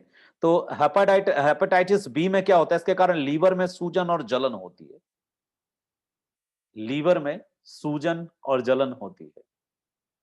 डिपेंड करता है कि कौन सा वाला हुआ है, मैं इसको भुक्तभोगी हूं, जो झेल चुका हूं, ठीक है। लीवर में सूजन और जलन होती है, ये हेपा डीएनए वायरस परिवार का वायरस है, हेपेटाइटिस बी क्रिएट करता है। इसके अलावा एक और विषाणु है, विषाणु जनित रोग है जिसको आप गलसुआ कहते हैं। गलसुआ सुना होगा आपने, उसमें ऐसे चिपकाते हैं, ऐसे कागज वागज टाइप का, ऐसे छेद छेद वाला जो दवाई लगाते हैं, गलसुआ, ठीक है। कंठमाला रोग एक विषाणु जनित रोग है, इसको मम्स भी बोलते हैं, मम्स या कंठमाला रोग, या आप इसको एक और नाम से पुकार सकते हैं, गलसुआ। गलसुआ बीमारी है। ये जो मम्स, कंठमाला रोग या गलसुआ, ये भी विषाणु जनित बीमारी ही है। और ये जो बीमारी है ये पैरोटिड ग्रंथि खराब करती है, जो पैरोटिड ग्रंथि है कस्ट्रैक्ट रूप से बड़ी हो जाती है, जो मेन ग्रंथि है यहाँ पे, और ये विषाणु जनित रोग है, ठीक है। और मेनली जिस विषाणु से होता है उसको मम्स वायरस बोलते हैं, इसलिए इसका नाम मम्स भी पड़ा है, और कंठमाला रोग, गलसुआ रोग हिंदी में बोलते हैं इसको। अगले पॉइंट की तरफ चलते हैं। नेक्स्ट पॉइंट है रेबीज। अभी रिसेंटली न्यूज में काफी रहा है रेबीज, क्योंकि एक केस वायरल हुआ था जिसमें लगभग 25-30 वर्ष का एक यंग लड़का जो था वो बिल्कुल डॉग की तरह भौंक रहा था, और उसका वीडियो बड़ा वायरल हुआ था। तो इससे रेबीज न्यूज में रहा है। रेबीज एवं हर्पिस रोग, इसको हर्पिस और रेबीज, हर्पिस रोग, ये दोनों के दोनों जो रेबीज और हर्पिस रोग, ये दोनों विषाणु से ही जनित होते हैं, विषाणु जनित रोग हैं, वायरस जनरेटेड डिजीज है। रेबीज प्रायः कुत्ता, बिल्ली, चमगादड़ या लोमड़ी या रैकून जंगली जानवर के काटने से होता है। तो रेबीज याद रखिएगा, जो रेबीज बीमारी है मेनली ये केवल डॉग से नहीं होता, कोई भी जंगली जानवर जो कॉर्निवोरस है, जो खाता है मरे हुए जीव, जिंदा जीव, जो भी जिसको खाता है, तो कुत्ता हो गया, बिल्ली हो गई, चमगादड़ हो गए। चमगादड़ तो बहुत सारे विषाणुओं का होस्ट है, बैट हो गया, और जंगली जानवर जैसे लोमड़ी हो गई, रैकून हो गया, इनके काटने से हो जाता है। मानव में यदि पहुंच गया, एंटर कर गया रेबीज का वायरस, तो फिर रेबीज हो जाता है। और रेबीज रोग को हाइड्रोफोबिया भी कहते हैं। जो रेबीज का बीमारी होता है उसको जल वृत्ति रोग होता है, जिसको हाइड्रोफोबिया भी कहते हैं। रोगी को पानी से बड़ा डर लगता है, ठीक है।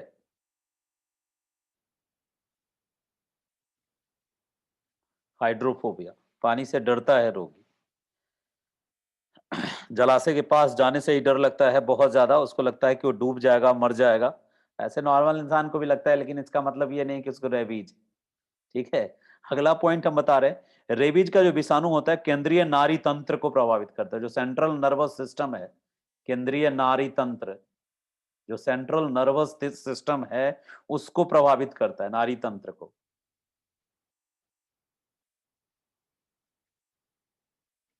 किसको प्रभावित करता है ये पूछता है कभी कभी। रेबीज का विषाणु जो है वो केंद्रीय नाड़ी तंत्र को प्रभावित करता है, याद रखिएगा। रेबीज को हाइड्रोफोबिया भी बोलते हैं, और रेबीज से ही मिलता जुलता रोग है हर्पिस, दोनों विषाणु जनित रोग है, ठीक है। अगला पॉइंट हम देखते हैं, अगला पॉइंट है मेनिंजाइटिस। सुना होगा आपने नाम मेनिंजाइटिस का, काफी चर्चित बीमारी है मेनिंजाइटिस। ये वायरस, बैक्टीरिया और अन्य सूक्ष्मजीव तीनों में से कोई भी यदि ब्रेन को या मेरुरज्जु पे जली झिल्ली में संक्रमित कर देता है, सूजन आ जाता है, तो मेनिंजाइटिस आ सकता है। मेनिंजाइटिस।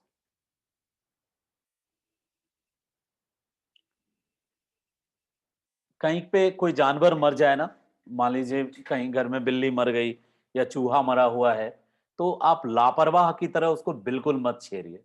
कई लोग होते हैं ऐसे, और खास करके हमारे अपने क्षेत्र में ऐसा होता है कि बिल्ली मर गई, बदबू आ रही है, किसी को बुलाया, उठाने कोई नहीं, हेल्प कर रहा है, तो खुद से ही हाथ लगा दिया उसमें, बाप बेटा दोनों। पता चला बाप भी बीमार, बेटा भी बीमार, दोनों मुंगेर सदर हॉस्पिटल में है। तो ऐसे चीजों में बचना चाहिए थोड़ा।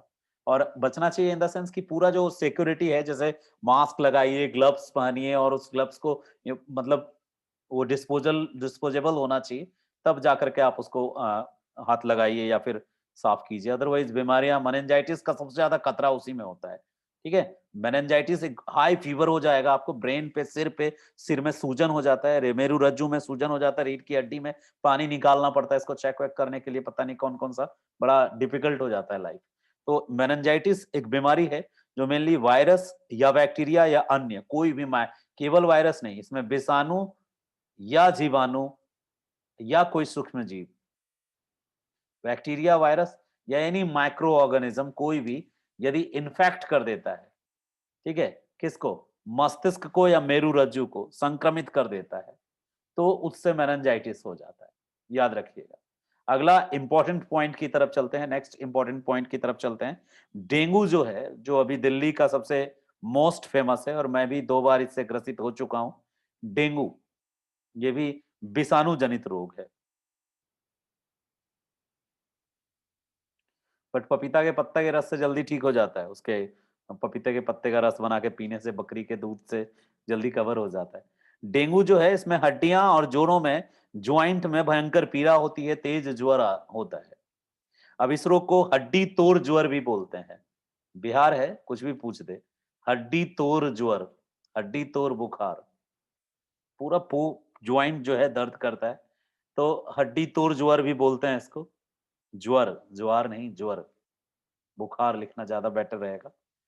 तो ये जो है ये भी विषाणु के संक्रमण से होता है। एक मच्छर होती है जिसको, इसका नाम है एडीज इजिप्टी, ठीक है। 3 तरह का मच्छर है, तीनों में से कोई भी काटेगी ना तो डेंगू हो सकता है। बच्चा सोचता है बस एक नाम याद कर लिया यही काफी है, तीनों मच्छर का नाम याद रखो। कौन कौन? एक मच्छर का नाम है एडीज इजिप्टी, एडीज इजिप्टी, ये एक मच्छर है जिसके काटने से होता है डेंगू। इसके अलावा 2 और हैं भाई, उनको भी इग्नोर नहीं करने का, उनको बुरा लगेगा, ठीक है। तो एडीज इजिप्टी, एक तो ये मच्छर हो गया। दूसरा एडीज एल्वोपिक्टस, एडीज एल्बोपिक्टस। और एक और मच्छर है क्यूलेक्स फेंटिगेस, क्यूलेक्स। इतने टाइप के मच्छर को पहचानेंगे कैसे? बस कोई भी मच्छर मिले कुर्बान कर देना है उसको। क्यूलेक्स, मच्छर को लेके बहुत सारी इमोशनल कहानियां हैं। ये कहानी ये है कि कभी भी मेल मच्छर नहीं काटता, मेल मच्छर शरीफ होता है, ठीक है। अ, इसको थोड़ा जेंडर पॉइंट ऑफ व्यू से नहीं देखना है, फेमिनिज्म में नहीं देखना है, जो है ना, ऐसा नहीं सोचना है कि मैं एंटी फेमिनिस्ट हूँ। बस बता रहा हूँ, ऐसा मैंने पढ़ा है कि फीमेल मच्छर काटती है और बेचारी भोजन के लिए नहीं काटती है। वो दरअसल अपने बॉडी में जो टेम्परेचर है ना, जो ह्यूमन बॉडी का जो ब्लड होता है वो थोड़ा गर्म होता है, और उस गर्म से वो अपने एग जो है उसको थोड़ा वो फर्टिलाइज करना चाहती है। तो for fertilisation of the egg, अपने नए जनरेशन को लाने के लिए वो कलेक्ट करती है ह्यूमन बॉडी और एनिमल बॉडी से ब्लड, ठीक है। और मेल मच्छर नहीं काटता, शरीफ होते हैं वो लोग तो बेचारे। क्यूलेक्स फैटिगेंस की बात कर रहा था। ये 3 तक जो वैरायटी है ना, ये साइंटिफिक वैरायटी, ये मच्छर है, मच्छर, ठीक है? इनकी तो तस्वीरें जारी होनी चाहिए वांटेड लिस्ट में। ये फैलाते हैं डेंगू, ये होस्ट हैं डेंगू के। और डेंगू जो जो पीड़ित व्यक्ति होता है, उनमें प्लेटलेट्स की कमी हो जाती है। तो डेंगू का जो वायरस है, वो वायरस का होस्ट मच्छर है, मॉस्क्यूटो है, और culex fatigans, aedes albopictus and aedes aegypti, ये तीनों के तीनों जो हैं, ये होस्ट हैं। इसको हड्डी त्वरजोर कहते हैं, ज्वाइंट में बड़ा पेन होता है इसके कारण, और बहुत भयानक फीवर आता है। रोगी बहुत ज्यादा, यदि बहुत कम हो गया प्लेटलेट्स, तो रोगी मर भी सकता है। हालांकि प्लेटलेट्स को बढ़ाने के लिए आप काफी चीजें हैं अवेलेबल जिससे प्लेटलेट्स इंक्रीज होता है, जैसे कोकोनट वाटर है, या फिर जो कीवी है, उन सब से ऐसा मानते हैं, पूरा रिसर्च तो नहीं है कि इंक्रीज होता है। चलिए आगे चलते हैं, अगले पॉइंट की तरफ चलते हैं। एक होता है टाइगर मच्छर, जिसको आप एडीज एल्बोप्लिटस कहते हैं, एल्बोप्लिक्टस, इसको टाइगर मच्छर के नाम से जाना जाता है।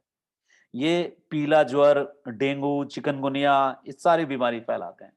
तो ये जो एडीज एल्बोपिक्टस मैंने लिखा है, इस एडीज एल्बोपिक्टस का नाम है टाइगर मच्छर। ये उजला काला डिजाइन बना होता है इसकी बॉडी पे। अब आप में से बोले हाँ मैंने ऐसा देखा है, सबको लगता है ऐसा, ठीक है, मुझे भी लग रहा है कि मैंने ऐसा मच्छर देखा है। टाइगर मच्छर, जो टाइगर मच्छर है, ये एडीज एल्बोपिक्टस को बोलते हैं। और एडीज जाति के जो मच्छर होते हैं ना, वो सबसे ज्यादा विषाणु फैलाने वाले होते हैं। तो एडीज इजिप्टी, एडीज एल्बोपिक्टस, अब इसमें से एडीज एल्बोपिक्टस जो होता है, ये व्हाइट ब्लैक का एकदम धारीदार, इसके शरीर पर धारीदार चिन्ह बने होते हैं टाइगर जैसा, जैसे रॉयल बंगाल टाइगर है ना, उसी तरह से आकार में भी थोड़े लंबे होते हैं। और ये इसको टाइगर मच्छर कहते हैं। ये कई बीमारियां एक साथ फैलाता है, नॉट ओनली डेंगू, उसके अलावा जो पीत ज्वर है जिसको येलो फीवर बोलते हैं, येलो फीवर हो गया, और डेंगू हो गया, चिकनगुनिया हो गया, ये सब फैलाता है ये एडीज एल्बोपिक्टस। तो उम्मीद करता हूं जैसे ही टाइगर मच्छर दिखे, तुरंत 100 नंबर पे कॉल कीजिए, उठा के ले जाएगा उसको, या आप यदि हत्या में सक्षम है तो उसकी हत्या कर देनी चाहिए, ठीक है। आगे चलते हैं। तो आपने देखा डेंगू भी एक वायरस जनित रोग है, प्लेटलेट्स कम होता है। इसके अलावा येलो फीवर की भी बात करी मैंने आपसे, पीत ज्वर, जिसको येलो फीवर कहते हैं, ठीक है। पीत ज्वर की बात की मैंने आपसे, पीत ज्वर या येलो फीवर।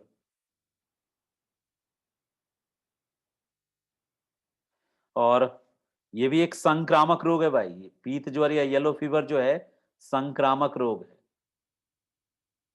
डेंगू संक्रामक रोग में नहीं आता, लेकिन पीत ज्वर जो येलो फीवर है, ये संक्रामक रोग होता है। ये रोग एक सूक्ष्म विषाणु से होता है जिसका संचार एडीज जाति के मच्छरों द्वारा होता है, वही टाइगर मच्छर। ये टाइगर मच्छर का देन है। तो टाइगर मच्छर से सावधान रहिएगा। ये एडीज एल्बोपिक्टस से फैलता है और संक्रामक है, मतलब एक को घर में हुआ तो सबको हो जाएगा, ठीक है, सबको होगा। तो समझ लीजिए यदि एक से सबको हो रहा है, तो इसका मतलब है कि ये आ, पीत ज्वर, येलो फीवर का शिकार हो गए हैं आप। एंडीज एल्बोपिक्टस को टाइगर मच्छर कहते हैं, पीला ज्वर, डेंगू और चिकनगुनिया, ठीक है। पीला ज्वर तो लिखा ही मैंने, चिकनगुनिया भी यही फैलाता है। और ये तीनों के तीनों जो है सब वायरस जनित रोग है। चलिए अगले पॉइंट की तरफ चलते हैं। नेक्स्ट पॉइंट है हमारा, जिसको आप जापानी एनसेफेलाइटिस कहते हैं, बहुत ज्यादा पॉपुलर हुआ था जापानी एनसेफेलाइटिस, इसको जापानी बुखार भी बोलते हैं। तो जो जापानी एनसेफेलाइटिस है, एनसेफेलाइटिस,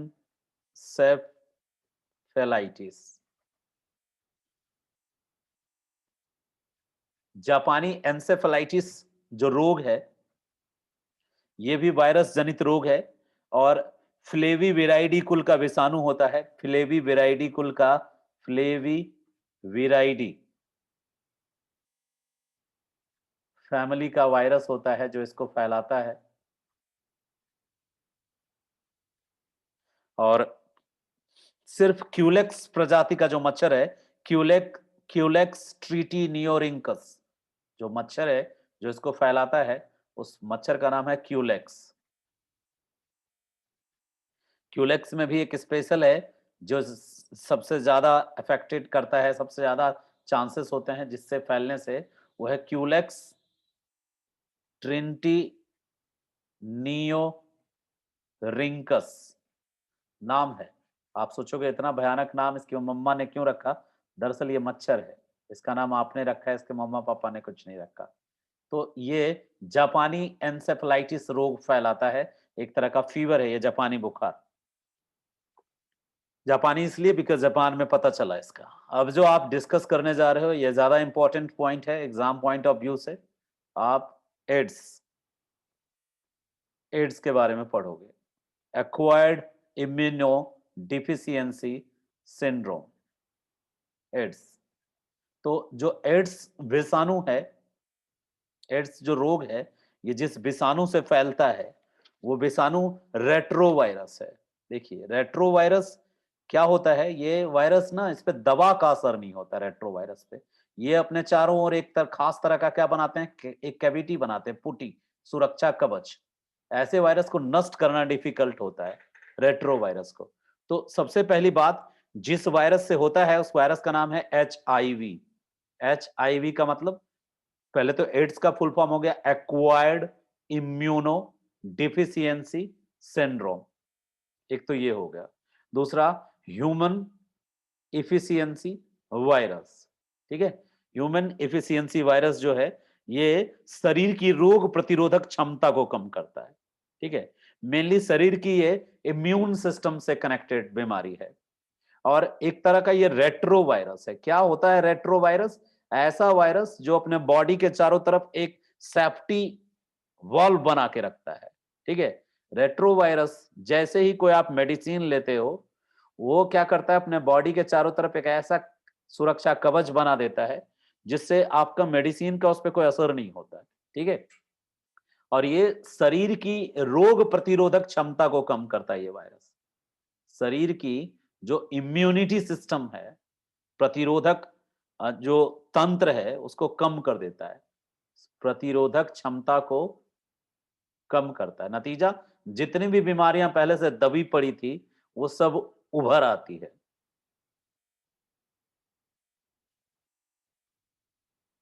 और प्रतिरोध इम्यून सिस्टम को पूरी तरह से तहस नहस बर्बाद कर देता है, ठीक है।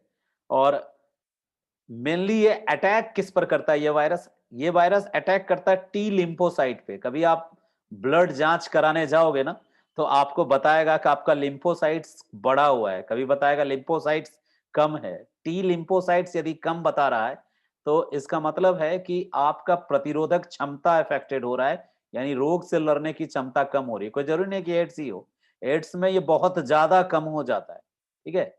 एड्स में टी लिम्फोसाइट्स को ही ये खाता है, को नष्ट कर देता है, पूरी तरह नष्ट करता है। तो इसलिए ये बहुत ज्यादा खतरनाक है, क्योंकि टी लिम्फोसाइट्स आपका वॉरियर है रोग से लड़ने वाला। संक्रामक रोग के कारण भी मृत्यु हो जाती है। एड्स रोग जो है किन किन कारणों से फैलता है तो टीवी पे देखते देखते आप और हम बड़े हुए हैं, ठीक है। आ, इसके अलावा किन किन कारणों से नहीं फैलता है, कीड़े मच्छर काटने से नहीं फैलता है, और ना ही खांसने, छींकने और हाथ मिलाने और पुच्ची करने, उन सब से नहीं फैलता है। यदि रक्त संपर्क में किसी भी तरह से आप आते हैं तो ये फैल सकता है। तो रक्त संपर्क सबसे इंपॉर्टेंट है, यदि रक्त संपर्क में किसी भी रूप में आते हैं तो फैल सकता है। अब अगली बात करें, यदि बच्चा, माँ को यदि है एड्स, तो क्या बच्चे को हो सकता है? जी बिल्कुल हो सकता है। जिस जिस कवर में, जिस लेयर में बच्चा होता है उसको प्लेजेंटा बोलते हैं, ठीक है। यूटेरस के अंदर जिसमें बच्चा रहता है उसको प्लेजेंटा बोलते हैं। तो प्लेजेंटा के थ्रू संक्रमित जो है माता से अपरा, उसको अपरा बोलते हैं, प्लेजेंटा बोलते हैं, उसके संपर्क में यदि बच्चा आ चुका है उसमें, तो वो वहां से ट्रांसफर हो सकता है बच्चे में भी। अब मैं ये बता दूं, सबसे इंपॉर्टेंट क्वेश्चन, अब एड्स का फुल फॉर्म पूछने का जमाना चला गया। पहले पूछा जाता था एक्वायर्ड इम्यूनो डिफिशियंसी सिंड्रोम, फिर जमाना आया एचवाईवी का full form human efficiency virus, फिर जमाना आया कि भाई वायरस किस तरह का है, रेट्रो वायरस। अब ये सब नहीं पूछता। फिर ये भी पूछा गया ये किसको अफेक्ट करता है, ये किसको नष्ट करता है, ये सब अब पूछा जा रहा है। और साथ ही साथ ये भी पूछा जाता है आजकल कि जो ये वायरस है कैसे फैलता है, किन किन कारणों से फैलता है, किन किन कारणों से नहीं फैलता है। लेकिन अब लेवल 2 पे बात करते हैं, अगले लेवल पे आते हैं, जो next level of the information है, उस पे यदि आप आते हैं तो अब आपको ये जानना है कि विश्व में एचआईवी की लगभग 9 प्रजाति है। विश्व में एचआईवी एड्स की 9 प्रजातियां हैं, 9 तरह का एड्स है। हम तो एक ही तरह का, हम लोग, आप लोग बस जानते हैं। 9 टाइप ऑफ है विश्व में। और भारत में जो एचआईवी है वो सी है, सी टाइप है, यानी तीसरे टाइप का है। भारत में एचआईवी का सी टाइप फैला हुआ है। भारत में एचआईवी का सी टाइप फैला हुआ है।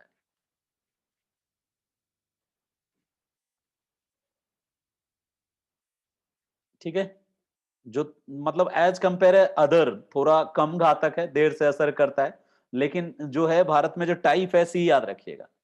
अब बात आती है कि एड्स रोग की खोज किसने की, वायरस का पता किसने लगाया? तो उनका नाम था चार्ल्स गैलो ने। ठीक है, एड्स रोग के कारक की खोज किसने की, ये जान लीजिए। हो सकता है आपको नहीं पता हो सकता है पता हो। एड्स, AIDS, थोड़ा साफ सुथरा लिखना जरूरी है, खतरनाक बीमारी है, बुरा मान जाएगा। एड्स रोग के कारक का पता लगाया डॉक्टर चार्ल्स, नाम तो बड़ा प्यारा है, चार्ल्स गैलो। डॉक्टर चार्ल्स गैलो ने पता लगाया एड्स रोग के कारक का, और उन्होंने HTLV, third human T cell leukaemia virus, human T cell leukaemia virus के नाम से इस वायरस का नामकरण किया था। ठीक है, और एड्स रोग की पहचान के लिए 2 टेस्ट किया जाता है। एक टेस्ट का नाम है वेस्टर्न ब्लॉट टेस्ट, एक का नाम है एलिसा टेस्ट। तो टेस्ट बहुत इंपॉर्टेंट है ब्रदर, टेस्ट जानना है। एड्स रोग के लिए जो टेस्ट किया जाता है, 2 तरह का टेस्ट किया जाता है एड्स रोग के लिए। एक टेस्ट किया जाता है एलिसा, एलिसा टेस्ट, एलिसा परीक्षण, और दूसरा किया जाता है एक western blot, western blot, western blot परीक्षण। मेरा दिमाग एक वर्ड आगे चलने लगा है आजकल।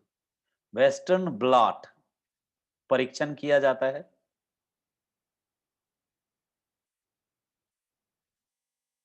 देखा, परीक्षण को परीरक्षण, परीक्षण किया जाता है, वेस्टर्न ब्लॉट, याद रखिएगा।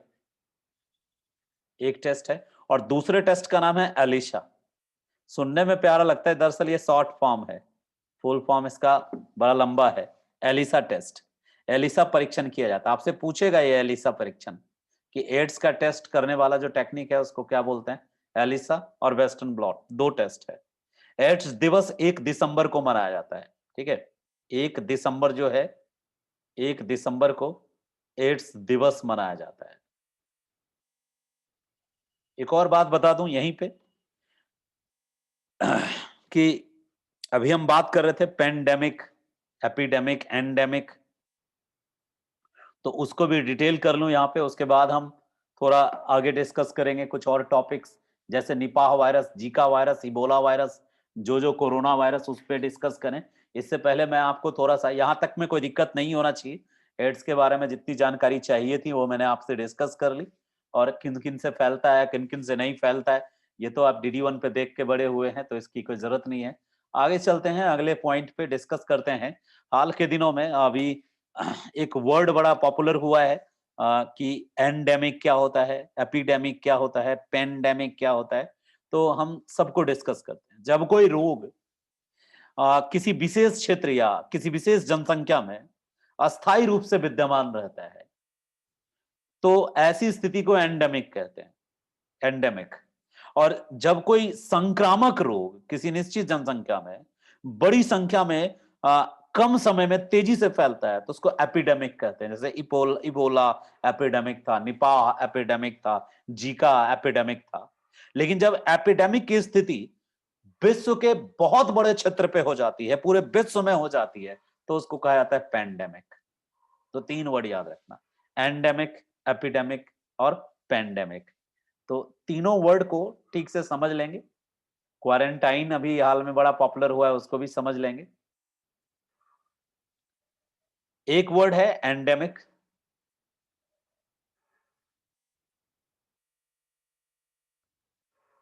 दूसरा वर्ड है एपिडेमिक,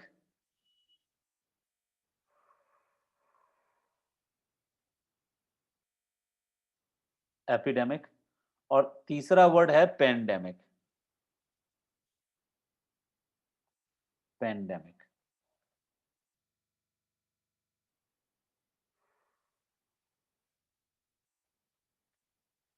देखिए, एंडेमिक क्या है? जब किसी क्षेत्र विशेष में, विशेष क्षेत्र या विशेष जनसंख्या में, विशेष क्षेत्र या विशेष जनसंख्या में कोई अस्थायी रूप से रोग विद्यमान है, काफी लंबे समय से अस्थायी रूप से कोई रोग विद्यमान है, फैला नहीं है ज्यादा दूर में, वहीं तक सीमित है, तो वो एंडेमिक है। ठीक है। और यदि वो एज कंपेयर, ये संक्रामक है, यदि वो संक्रामक है और कई देशों में फैल गया है, ठीक है, बड़े क्षेत्र में फैला हुआ है, तो वो एपिडेमिक कहलाएगा। और यदि वो बड़ तेजी से कम समय में अधिक क्षेत्र में, अधिक क्षेत्र में फैला है, तो क्या है वो? एपिडेमिक है। ठीक है। और यदि संक्रामक तो है ही, ठीक है, इसके अलावा संक्रामक का मतलब तेजी से फैल रहा है वो, ठीक है, और इन्फेक्शन हो रहा है तेजी से उसका, और पूरे विश्व को चपेट में ले लिया है। ठीक है। पूरा विश्व यदि प्रभावित हो रहा है उससे, बहुत बड़ा या विश्व का बड़ा क्षेत्र प्रभावित हो रहा है, ठीक है, बृहत क्षेत्र प्रभावित हो रहा है, तो ऐसे केस में पेंडेमिक, जो अभी जो फैला है ना, कोविड-19, ये पेंडेमिक है।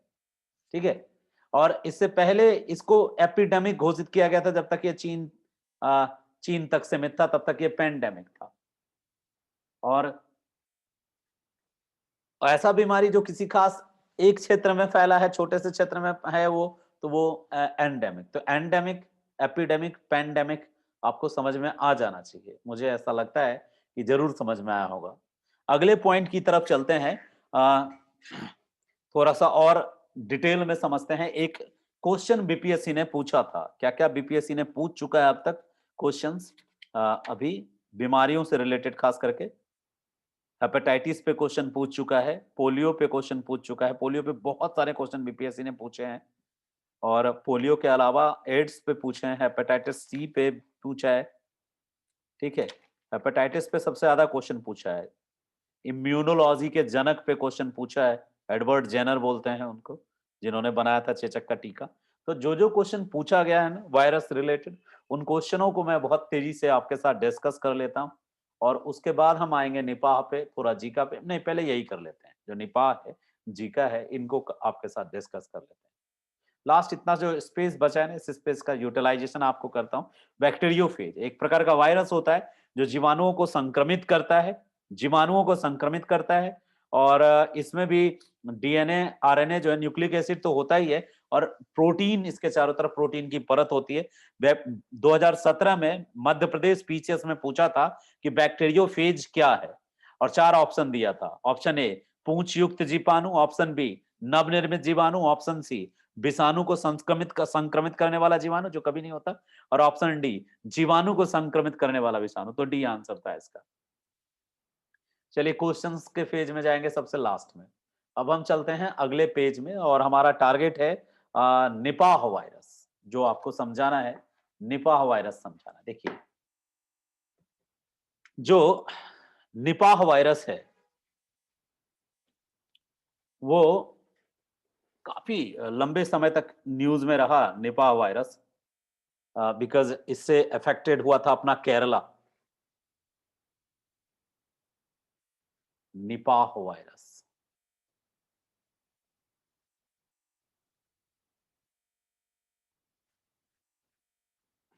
हम निपाह, इबोला, जीका, इन सब को पढ़ने वाले हैं। ये वायरल इन्फेक्शन था, और जो निपाह वायरस है ये मेनली फैलना शुरू कहां से हुआ, यदि हम इसको देखें तो निपाह वायरस का साइंटिफिक नाम है Nipah henipa virus. Nipah henipa virus इसका साइंटिफिक नाम है। निपाह हेनिपा वायरस वैज्ञानिक नाम है इसका। हम लोगों को क्या जानना है, बीपीएससी वाले बच्चों को, कि कहां से फैला और कैसे कैसे ये डेवलप हुआ, कहां से इसका, सबसे पहले इसकी हिस्ट्री समझनी है, इमरजेंस समझना है। The first case of Nipah virus infection were identified in 1998। 1998 में पहला केस इसका देखा गया। ठीक है, निपा वायरस का पहला केस 1998 में हुआ, और first case of Nipah virus infection were identified in 1998 when an outbreak of neurological and respiratory disease। याद रखिएगा, न्यूरोलॉजिकल और रेस्पिरेटरी, यानी तंत्रिका तंत्र भी इससे प्रभावित होता है। ठीक है, तंत्रिका तंत्र और श्वसन तंत्र, रेस्पिरेटरी सिस्टम, ये दोनों को प्रभावित करता है, दोनों को प्रभावित करता है। और सबसे पहले ये जो स्टार्ट हुआ था बिगिनिंग में पिग फार्म से, सुअर से, पिग से ये स्टार्ट हुआ था निपा वायरस, पिग फार्म से, इन पेनिनसुलर मलेशिया। कहां से स्टार्ट हुआ था? मलेशिया में। मलेशिया में पहला केस इसका 1998 में आया मलेशिया में, और 265 लोग इससे ग्रसित हुए, और 265 में से 105 लोग की डेथ हो गई मलेशिया में। और the virus itself was isolated the following year in 1919। 1999 में इस वायरस को कोशिश किया गया वहीं तक रोकने का, लेकिन, और इसके लिए 1 मिलियन पिग को मार दिया गया भाई। 1 मिलियन पिग जो था मलेशिया में, उसको मार दिया गया ताकि ये फैले नहीं। जो भी सस्पेक्टेड पिग था, इन्फेक्टेड पिग था, उसको मार डाला गया। उसके बाद निपा वायरस फिर से 11 केस सिंगापुर में देखे गए 1919 में। 1999 में सिंगापुर में यह केस देखा गया। ठीक है, 11 केस देखे गए निपा वायरस के, 11 केस देखे गए। पहले हिस्ट्री देख लो, फिर बताएंगे इसमें क्या क्या होता है। और निपा वायरस जो है वहां पे भी एक डेथ हुआ, 11 में से एक डेथ हुआ सिंगापुर में। और वहां भी जो पिग के कारण ही अफेक्टेड, जो पिग से रिलेटेड सिंगापुर में जो आयात हुआ था मलेशियन पिग का, उसके कारण ये फैला था। और उसके बाद फिर अगेन ये निपाह वायरस जो है, द नाम जो निपाह नाम आया, the name Nipah refers to the place Sungai Nipah in Port Dickson and नाइजेरियाई, हाँ, नाइजेरी सेम्बलिन एक जगह है। निपाह जो निपाह नाम आया है ना, एक जगह है सुंगी निपाह नाम का, एक पोर्ट है, पोर्ट डिस्कॉन पोर्ट है, मलेशिया का ही पोर्ट है ये, मलेशिया का एक पोर्ट है, सुंगी निपाह नाम है उस जगह का, वहां से निपाह वायरस आया है, निपाह नाम आया है। WHO ने उस जगह पे वायरस मिला इसलिए इसका नाम निपाह रखा। तो आगे भी वुहान नाम रखना चाहिए, वुहान के अकॉर्डिंग। चलिए, निपाह का इंडिया के साथ क्या कनेक्शन है ये समझना बहुत जरूरी है, ठीक है। जो इंडिया में केरला में निपाह जो है, निपाह वायरस केरला में फैला, और केरला में जिस डिस्ट्रिक्ट में फैला, कई डिस्ट्रिक्ट केरला में प्रभावित हुए 2001 में। मलेशिया में तो बता दिया मैंने, मलेशिया में कब हुआ, 1998 में। फिर सिंगापुर में कब हुआ, 1999 में। 2001 में Nipah virus Meherpur district Bangladesh में आया। 2001 में, 2001 में बांग्लादेश,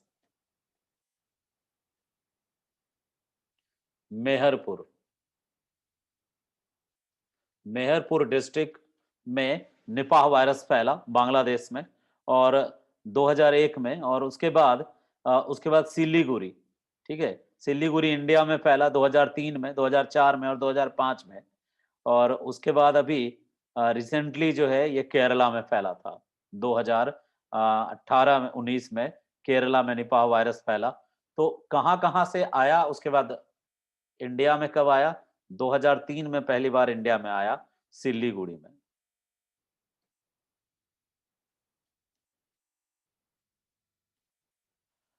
और कई जगहों पे ये बैट से फैला, कई जगहों पे पिग से फैला। पिग और बैट, दो, चमगादड़ और सुअर, ठीक है, ये दो हैं जिसको होस्ट माना जाता है।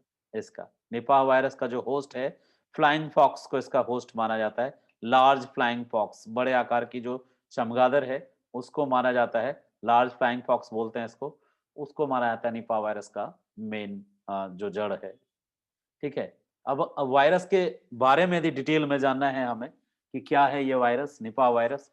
और निपाह वायरस जो है ये जो ऑर्थो ऑर्थो नेवेरा फैमिली से है, ये फैमिली इसका पारामाइवोक्सिराइड फैमिली है, और जीन इसका हैंपी वायरस है।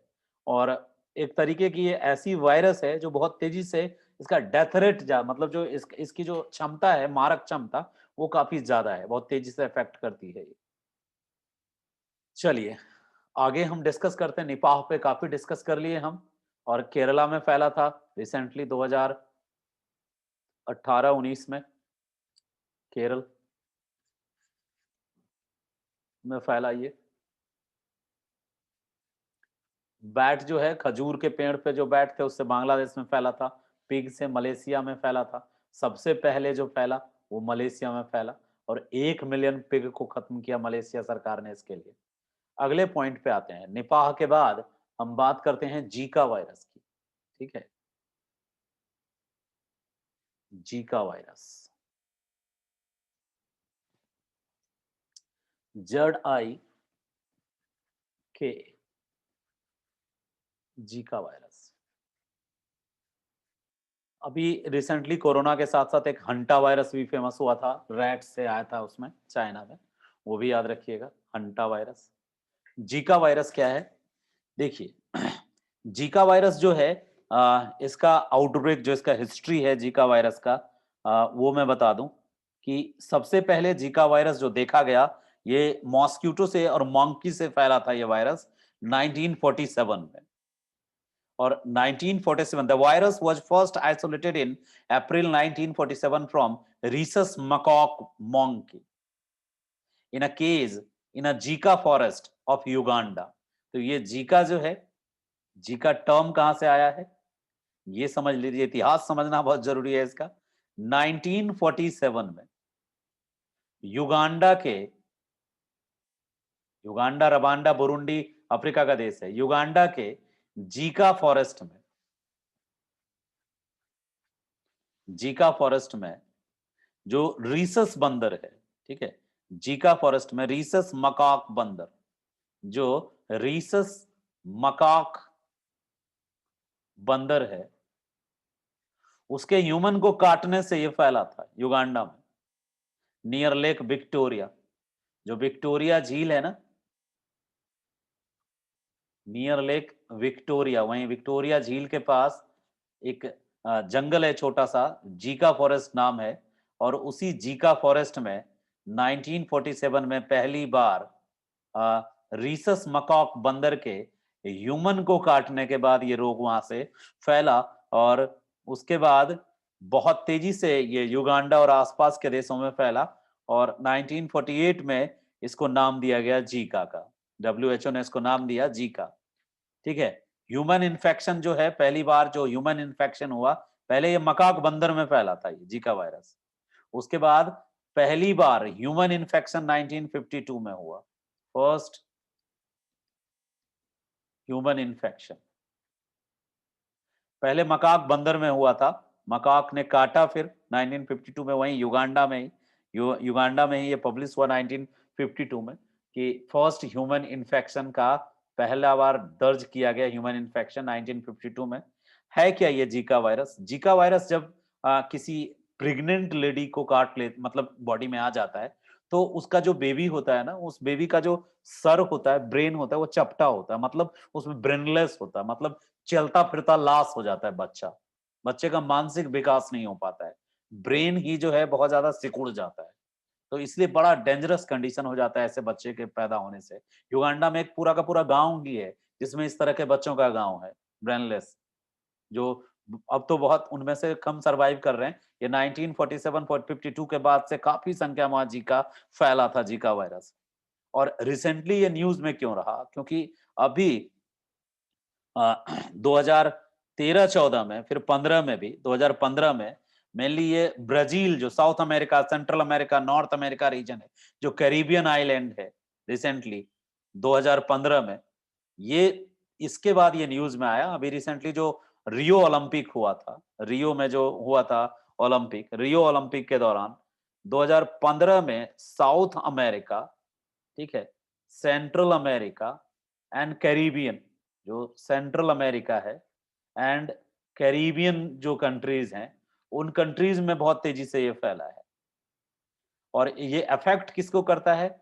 ये सबसे ज्यादा गर्भवती स्त्री जो है, उसको, गर्भवती स्त्री के बच्चे का जो मानसिक विकास रोक देता है, ये मानसिक विकास रोक देता है। अभी जब रियो ओलंपिक हो रहा था, बच्चा ब्रेनलेस पैदा होता है, बिल्कुल ब्रेन जो नगण्य नाम का ब्रेन होता है, छोटा सा सिर होता है, बिल्कुल चपटा सा सिर, ठीक है। तो ये सब बच्चे को मानसिक विकास रोक, तो ब्राजील में गवर्नमेंट ने बैन लगा दिया था कि बच्चा, अभी इस टाइम पे बच्चे को पैदा ही नहीं करना है, ऐसा कंडीशन था ब्राजील में।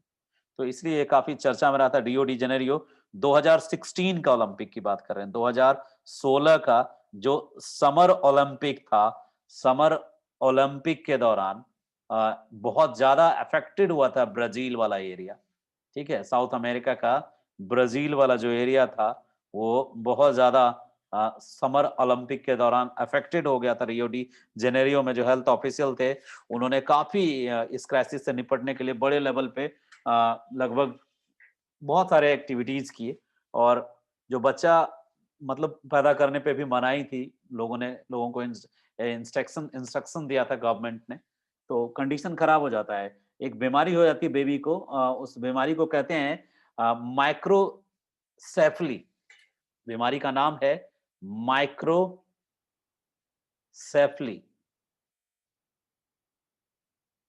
ये ऐसी बीमारी है जिसमें बच्चा नॉर्मल बेबी के कंपेयर में बहुत ही ज्यादा, मतलब उसका ब्रेन का आकार जो होता है, जैसे मान लीजिए नॉर्मल बेबी के ब्रेन का आकार ये है नॉर्मल बेबी के ब्रेन का आकार मान लीजिए। तो जो जीका वायरस वाला बीमार बच्चा होगा, उसके उसका जो ब्रेन का आकार होगा, वो इतना हो जाता है, यानी ये एरिया गायब हो जाता है, मतलब छोटा ब्रेन होता है एकदम, छोटा सा माथा, बड़ा सा मुंह। तो बड़ा बेढंगा दिखता भी है बच्चा, और बच्चा मानसिक रूप से अस्वस्थ होता है। तो चलिए जीका देख लिया आपने, निपाह देख लिया। एक पॉइंट और हम डिस्कस करेंगे आपको, इबोला, ठीक है? इबोला एंड कोरोना डिस्कस कर लेंगे और इसके बाद आपके साथ कुछ क्वेश्चंस डिस्कस कर लेंगे हम।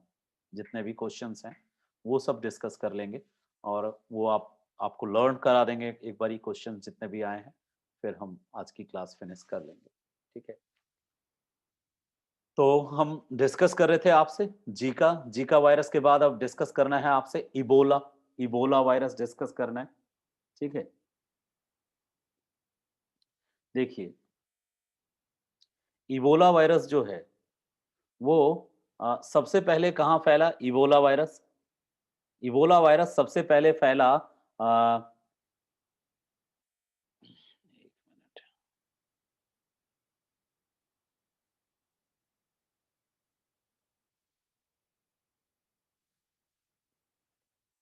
इबोला एक नदी का नाम है, ठीक है? चूँकि सबसे पहले उसी नदी में पता चला इस वायरस का, इसीलिए हम लोग इबोला वायरस नाम देते हैं। तो अफ्रीका की एक नदी है, इबोला वायरस, इबोला।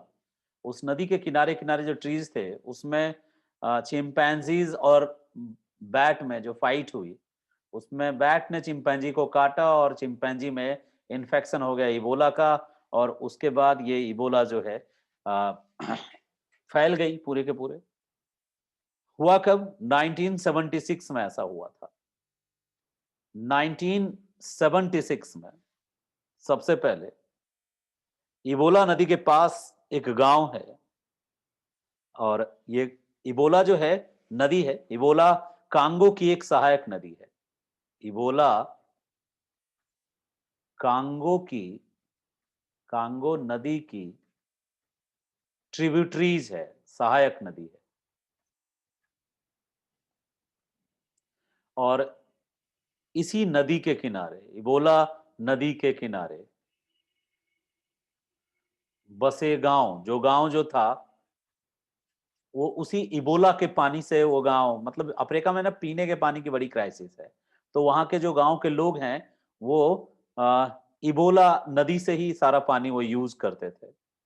तो मरीज़ जो था वो चूँकि पानी में ऑलरेडी जो बताया था ना कि जो बैट था, उस बैट ने चिंपैंज़ीज़ को बाइट किया और चिंपैंज़ीज़ में इबोला डिज़ीज़ शुरू हो गया और नसों में से खून बाहर आने लगा चिंपैंज़ीज़ का और गल-गल गए उसके बॉडी चिंपैंज़ीज़ के, वो उस पानी में चला गया। तो पानी में जाने से अच्छा डेथ रेट क्या है इसका 90% जिसको इबोला होता है, 90% की डेथ हो जाती है इस रोग में। जिसको इबोला हुआ मर जीने के चांस मात्र 10% है, 90% डिजीज़ जो रोगी होता है मर ही जाता है इबोला में। बहुत ज़्यादा हाई डेथ रेट है इसका, ठीक है? और सबसे पहले तो मरीज को पसीने बहुत ज़्यादा आते हैं और जो इबोला एक ऐसा रोग है जो मरीज के संपर्क में आने से फैल जाता है। एक मरीज को टच कर दिया तो अपने आप इबोला हो गया और मरीज का पसीना, मरीज के खून, मरीज के साँस इन सब से फैल सकता है और आता है जैसे ही इबोला डिज़ीज़ होता है तो प्रॉब्लम क्या आती है? टाइफाइड का कंडीशन हो जाता है, कॉलरा बुखार हो जाता है, मांसपेशियों में दर्द होने लगते हैं, बाल झड़ने लगते हैं। 3 से 4 घंटे के अंदर बाल झड़ना शुरू, ठीक है? नसों से, मांसपेशियों में खून उतर आता है और सबसे पहले ये अफ्रीका में फैला इबोला नदी के पास और 50 टू 80% 90% जो इसके इस रोग से ग्रसित हुए लोग वो मारे गए। उल्टी दस्त होता है, बुखार आता है, सिर दर्द होता है, आँखें लाल होती है, गले में कफ होता है और 3 सप्ताह के अंदर इसके सारे लक्षण आने लगते हैं और मुश्किल से 4 से 5 सप्ताह के अंदर रोगी खत्म। इबोला का कोई इलाज नहीं है, कोई दवा नहीं बन पाया और ना ही कोई एंटीवायरस बन पाया इसका और टीका अभी बना नहीं है। बट इस रोग को पैंडेमिक बनने नहीं दिया डब्ल्यूएचओ ने, वहीं के वहीं रोक दिया चारों तरफ से बैन करके और उसको लॉकडाउन करके वहाँ पे उसको वहीं मतलब समाप्त कर दिया, रोग फैलने नहीं दिया और जितने रोगी मर गए उनको निपटा दिया गया अच्छे से और जो बचे हैं मतलब सर्वाइव कर गए उस पर रिसर्च चल रहा है। तो ये है इबोला जो मैंने शॉर्ट में आपको बताया। इबोला कांगो की सहायक नदी है और अफ्रीका से ये रोग फैला और अभी हाल में भी इस रोग के कई केसेस देखे गए थे। एक बार फिर से रीस्टार्ट हो गया था इबोला, तो उस पर सब पर कंट्रोल किया है डब्ल्यूएचओ ने।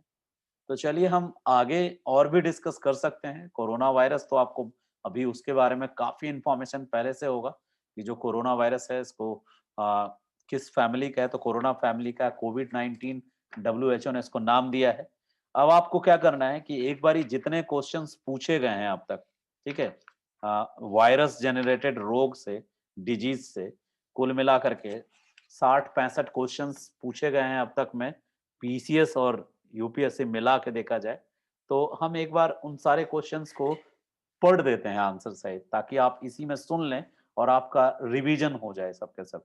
ठीक है, पहला क्वेश्चन मैंने बताया था बैक्टीरियोफेज क्या है, एमपीपीसीएस में पूछा 2017 में। आंसर होगा जीवाणु को संक्रमित करने वाला विषाणु। दूसरा क्वेश्चन है निम्नलिखित में से किसकी कोशिका में कोई एंजाइम नहीं होता। तो भाई आंसर है कि विषाणु जो है, विषाणु जो वायरस है, इसकी कोशिका में कोई एंजाइम नहीं होता है। ठीक है, लेकिन विषाणु के अलावा, विषाणु के अलावा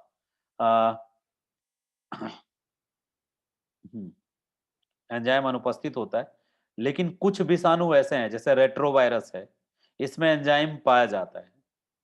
कुछ विषाणु जैसे रेट्रोवायरस में एंजाइम पाया जाता है, न्यूक्लिक एसिड के अंश के रूप में पाया जाता है, इसलिए हम 100% नहीं कर सकते। ठीक है, तो सब में एंजाइम होता है, वायरस में भी होता है, किसमें, रेट्रोवायरस में एंजाइम पाया जाता है, और लाइकेन में भी एंजाइम पाया जाता है, बैक्टीरिया में भी एंजाइम पाया जाता है, शैवाल में भी एंजाइम पाया जाता है, कवक जो है, कवक में भी एंजाइम पाया जाता है, और वायरस में, ज्यादातर वायरस में नहीं पाया जाता है, लेकिन जो रेट्रोवायरस है, रेट्रोवायरस में एंजाइम पाया जाता है। ठीक है, तो याद रखना, रेट्रोवायरस में एंजाइम पाया जाता है, ये इंपॉर्टेंट पॉइंट है। दूसरा इंपॉर्टेंट पॉइंट है, कौन सा रोग कीट के काटने से होता है। स्कर्वी ना, विटामिन सी की कमी से होता है। डेंगू, हाँ, मच्छर काटने से होता है। ठीक है, तो याद रखिएगा, डेंगू जो होता है वो कीट के काटने से होने वाला बीमारी है। और क्यूलेक्स फैंटिगस एडीज, ठीक है, एडीज इजिप्टी नाम की मादा मच्छर है, मच्छरें मादा ही होती हैं जो काटती हैं, हड्डी तोड़ बुखार होता है। डेंगू पे एक और क्वेश्चन आया है एमपीपीसीएस में, डेंगू एक बुखार है जो उत्पन्न होता है, दूसरे मनुष्य में पहुंचता है, कैसे। आंसर है वायरस और मादा एडीज मच्छर द्वारा। डेंगू बुखार में मानव शरीर के में किसकी कमी हो जाती है, बताया था मैंने, प्लेटलेट्स की कमी हो जाती है, यूपीपीसीएस में पूछा 2012 में। पीला बुखार किसके द्वारा फैलता है, वायु, जल, घरेलू मक्खी। आंसर होगा हाँ, ये मच्छर के द्वारा फैलता है, तो इनमें से कोई नहीं, झारखंड पीसीएस में पूछा था। पीला बुखार, येलो फीवर जो होता है, वो एडीज मच्छर से, वही टाइगर मच्छर एडीज मच्छर से ये फैलता है, एडीज। ठीक है, अगला पॉइंट है, अगला क्वेश्चन पूछा था निम्नलिखित में से कौन टाइगर मच्छरों द्वारा संचालित नहीं होता।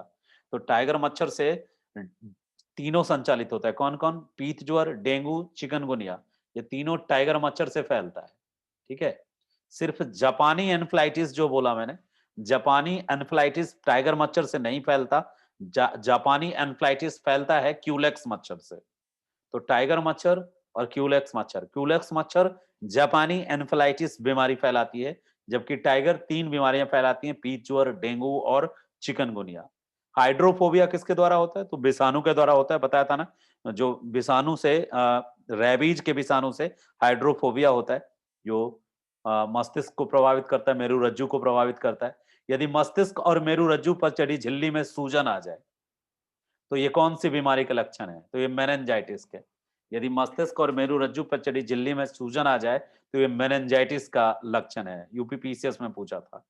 भारत में जन्मे प्रत्येक 200 शिशुओं में से एक अतिसार से मर जाता है, तो अतिसार का कारण क्या है, रोटा वायरस, जो रोटा वायरस है उसके कारण अतिसार होता है, ये इंपॉर्टेंट पॉइंट है, याद रखिएगा, रोटा वायरस जो है उसके कारण अतिसार होता है। 200 बच्चे इसके कारण डेथ हो जाता है प्रत्येक साल। यदि कोई मानवीय रोग विश्व के बृहद क्षेत्र में फैलता है तो उसे क्या कहते हैं, आंसर है पेंडेमिक, अभी जस्ट बताया था। निम्नलिखित में से कौन सी बीमारियां जो हैं विषाणु जनित है, तो ऑप्शन इसमें कई सारे हैं, और मम्स हो गया विषाणु से, रैपीज, हर्पीज, ये सब विषाणु से होने वाले बीमारी हैं। ठीक है, अगला पॉइंट है, कौन सा रोग कारक जीवाणु नहीं होता, कौन से रोग का कारक जीवाणु नहीं होता। एड्स का रोग जो है वो विषाणु से होता है, बाकी डिप्थीरिया, हैजा, काली खांसी सब जीवाणु से होता है। ठीक है, एड्स जो है रेट्रोवायरस का समूह है एक, एचआईवी उससे होता है। पोलियो वायरस शरीर में प्रवेश करता है किस रास्ते से, आंसर बता दिया था, दूषित भोजन और दूषित जल से पोलियो का वायरस शरीर में प्रवेश करता है और नर्वस सिस्टम को डिस्टर्ब कर देता है, और इसके कारण जो है स्पाइनल कोड जो है, वही मेरुरज्जु, स्पाइनल कोड भी डिस्टर्ब होता है, जिसके कारण पैरालिसिस हो जाता है। पोलियो का कारण क्या है? जीवाणु, कीटाणु, विषाणु, कवक? तो आंसर विषाणु होगा। आपको पता है पोलियो के टीके किसने खोजे? तो आपको बताया था जोनास सॉल्क ने खोजा था पोलियो का टीका 1952 में, ये बता रखा है मैंने आपको। अच्छा, जो सेंट्रल नर्वस सिस्टम को प्रभावित करता है पोलियो, ये भी याद रखिएगा। पोलियो का टीका सबसे पहले किसने तैयार किया? बता रखा हूं, जोनास साल्क ने। साल्क टीका किस रोग से रिलेटेड है? पोलियो से। पोलियो टीका को साल्क टीका भी बोलते हैं। इनमें से कौन विषाणु जनित रोग नहीं है? खसरा, रेबीज, क्षय रोग, पोलियो? तो आंसर क्षय रोग होगा। क्षय रोग जो है विषाणु जनित रोग कौन है? पोलियो भी है और रेबीज भी है, खसरा भी है।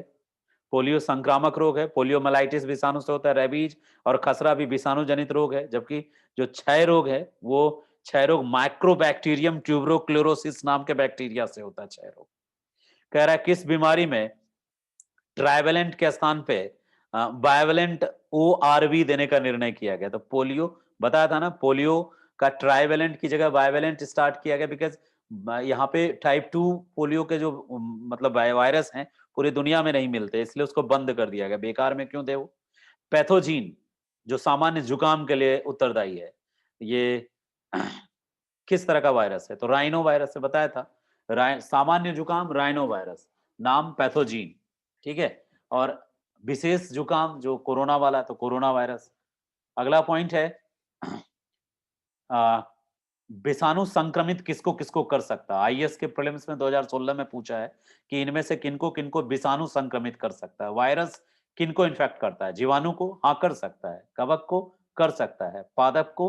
कर सकता है। तीनों को बताया था। जीवाणुओं को भी प्रभावित कर सकता है, इन्फेक्टेड कर सकता है, कवक को भी इन्फेक्टेड कर सकता है, पादप को भी इन्फेक्टेड कर सकता है और ह्यूमन को भी इन्फेक्टेड कर सकता है। अगला पॉइंट है कि यकृत रोग हेपेटाइटिस बी किसके कारण होता है? आंसर है डीएनए वायरस होता है, उसके कारण होता है हेपेटाइटिस बी। याद रखिएगा, हेपेटाइटिस बी जो है वो हैपा डीएनए वायरस से होता है। हैपा डीएनए वायरस लीवर में सूजन पैदा करता है और जलन पैदा करता है। किस सूक्ष्मजीव के द्वारा हेपेटाइटिस बी की बीमारी होती है? आंसर है वायरस के द्वारा। बता दिया था, हेपेटाइटिस बी का जो होता है हैपा डीएनए वायरस नाम है उसका। हेपेटाइटिस रोग से मनुष्य के शरीर का कौन सा अंग प्रभावित होता है? लीवर, जलन और सूजन होती है उसमें। कौन सा रोग एक वायरस द्वारा होता है? डिप्थीरिया, मलेरिया, हैजा, हेपेटाइटिस बी। आंसर है हेपेटाइटिस बी। बाकी डिप्थीरिया, मलेरिया, हैजा ये जो है ये सब बैक्टीरिया के कारण होने वाला बीमारी है, ठीक है। अगला है कि कौन सा कथन सही नहीं है? तो सीधे सही पे, सही तो है यकृत शोथ बी, हेपेटाइटिस बी विषाणु काफी कुछ HIV की तरह संचरित होता है। बिल्कुल सही है, HIV की तरह संचरित होता है वो, तो वो सही है।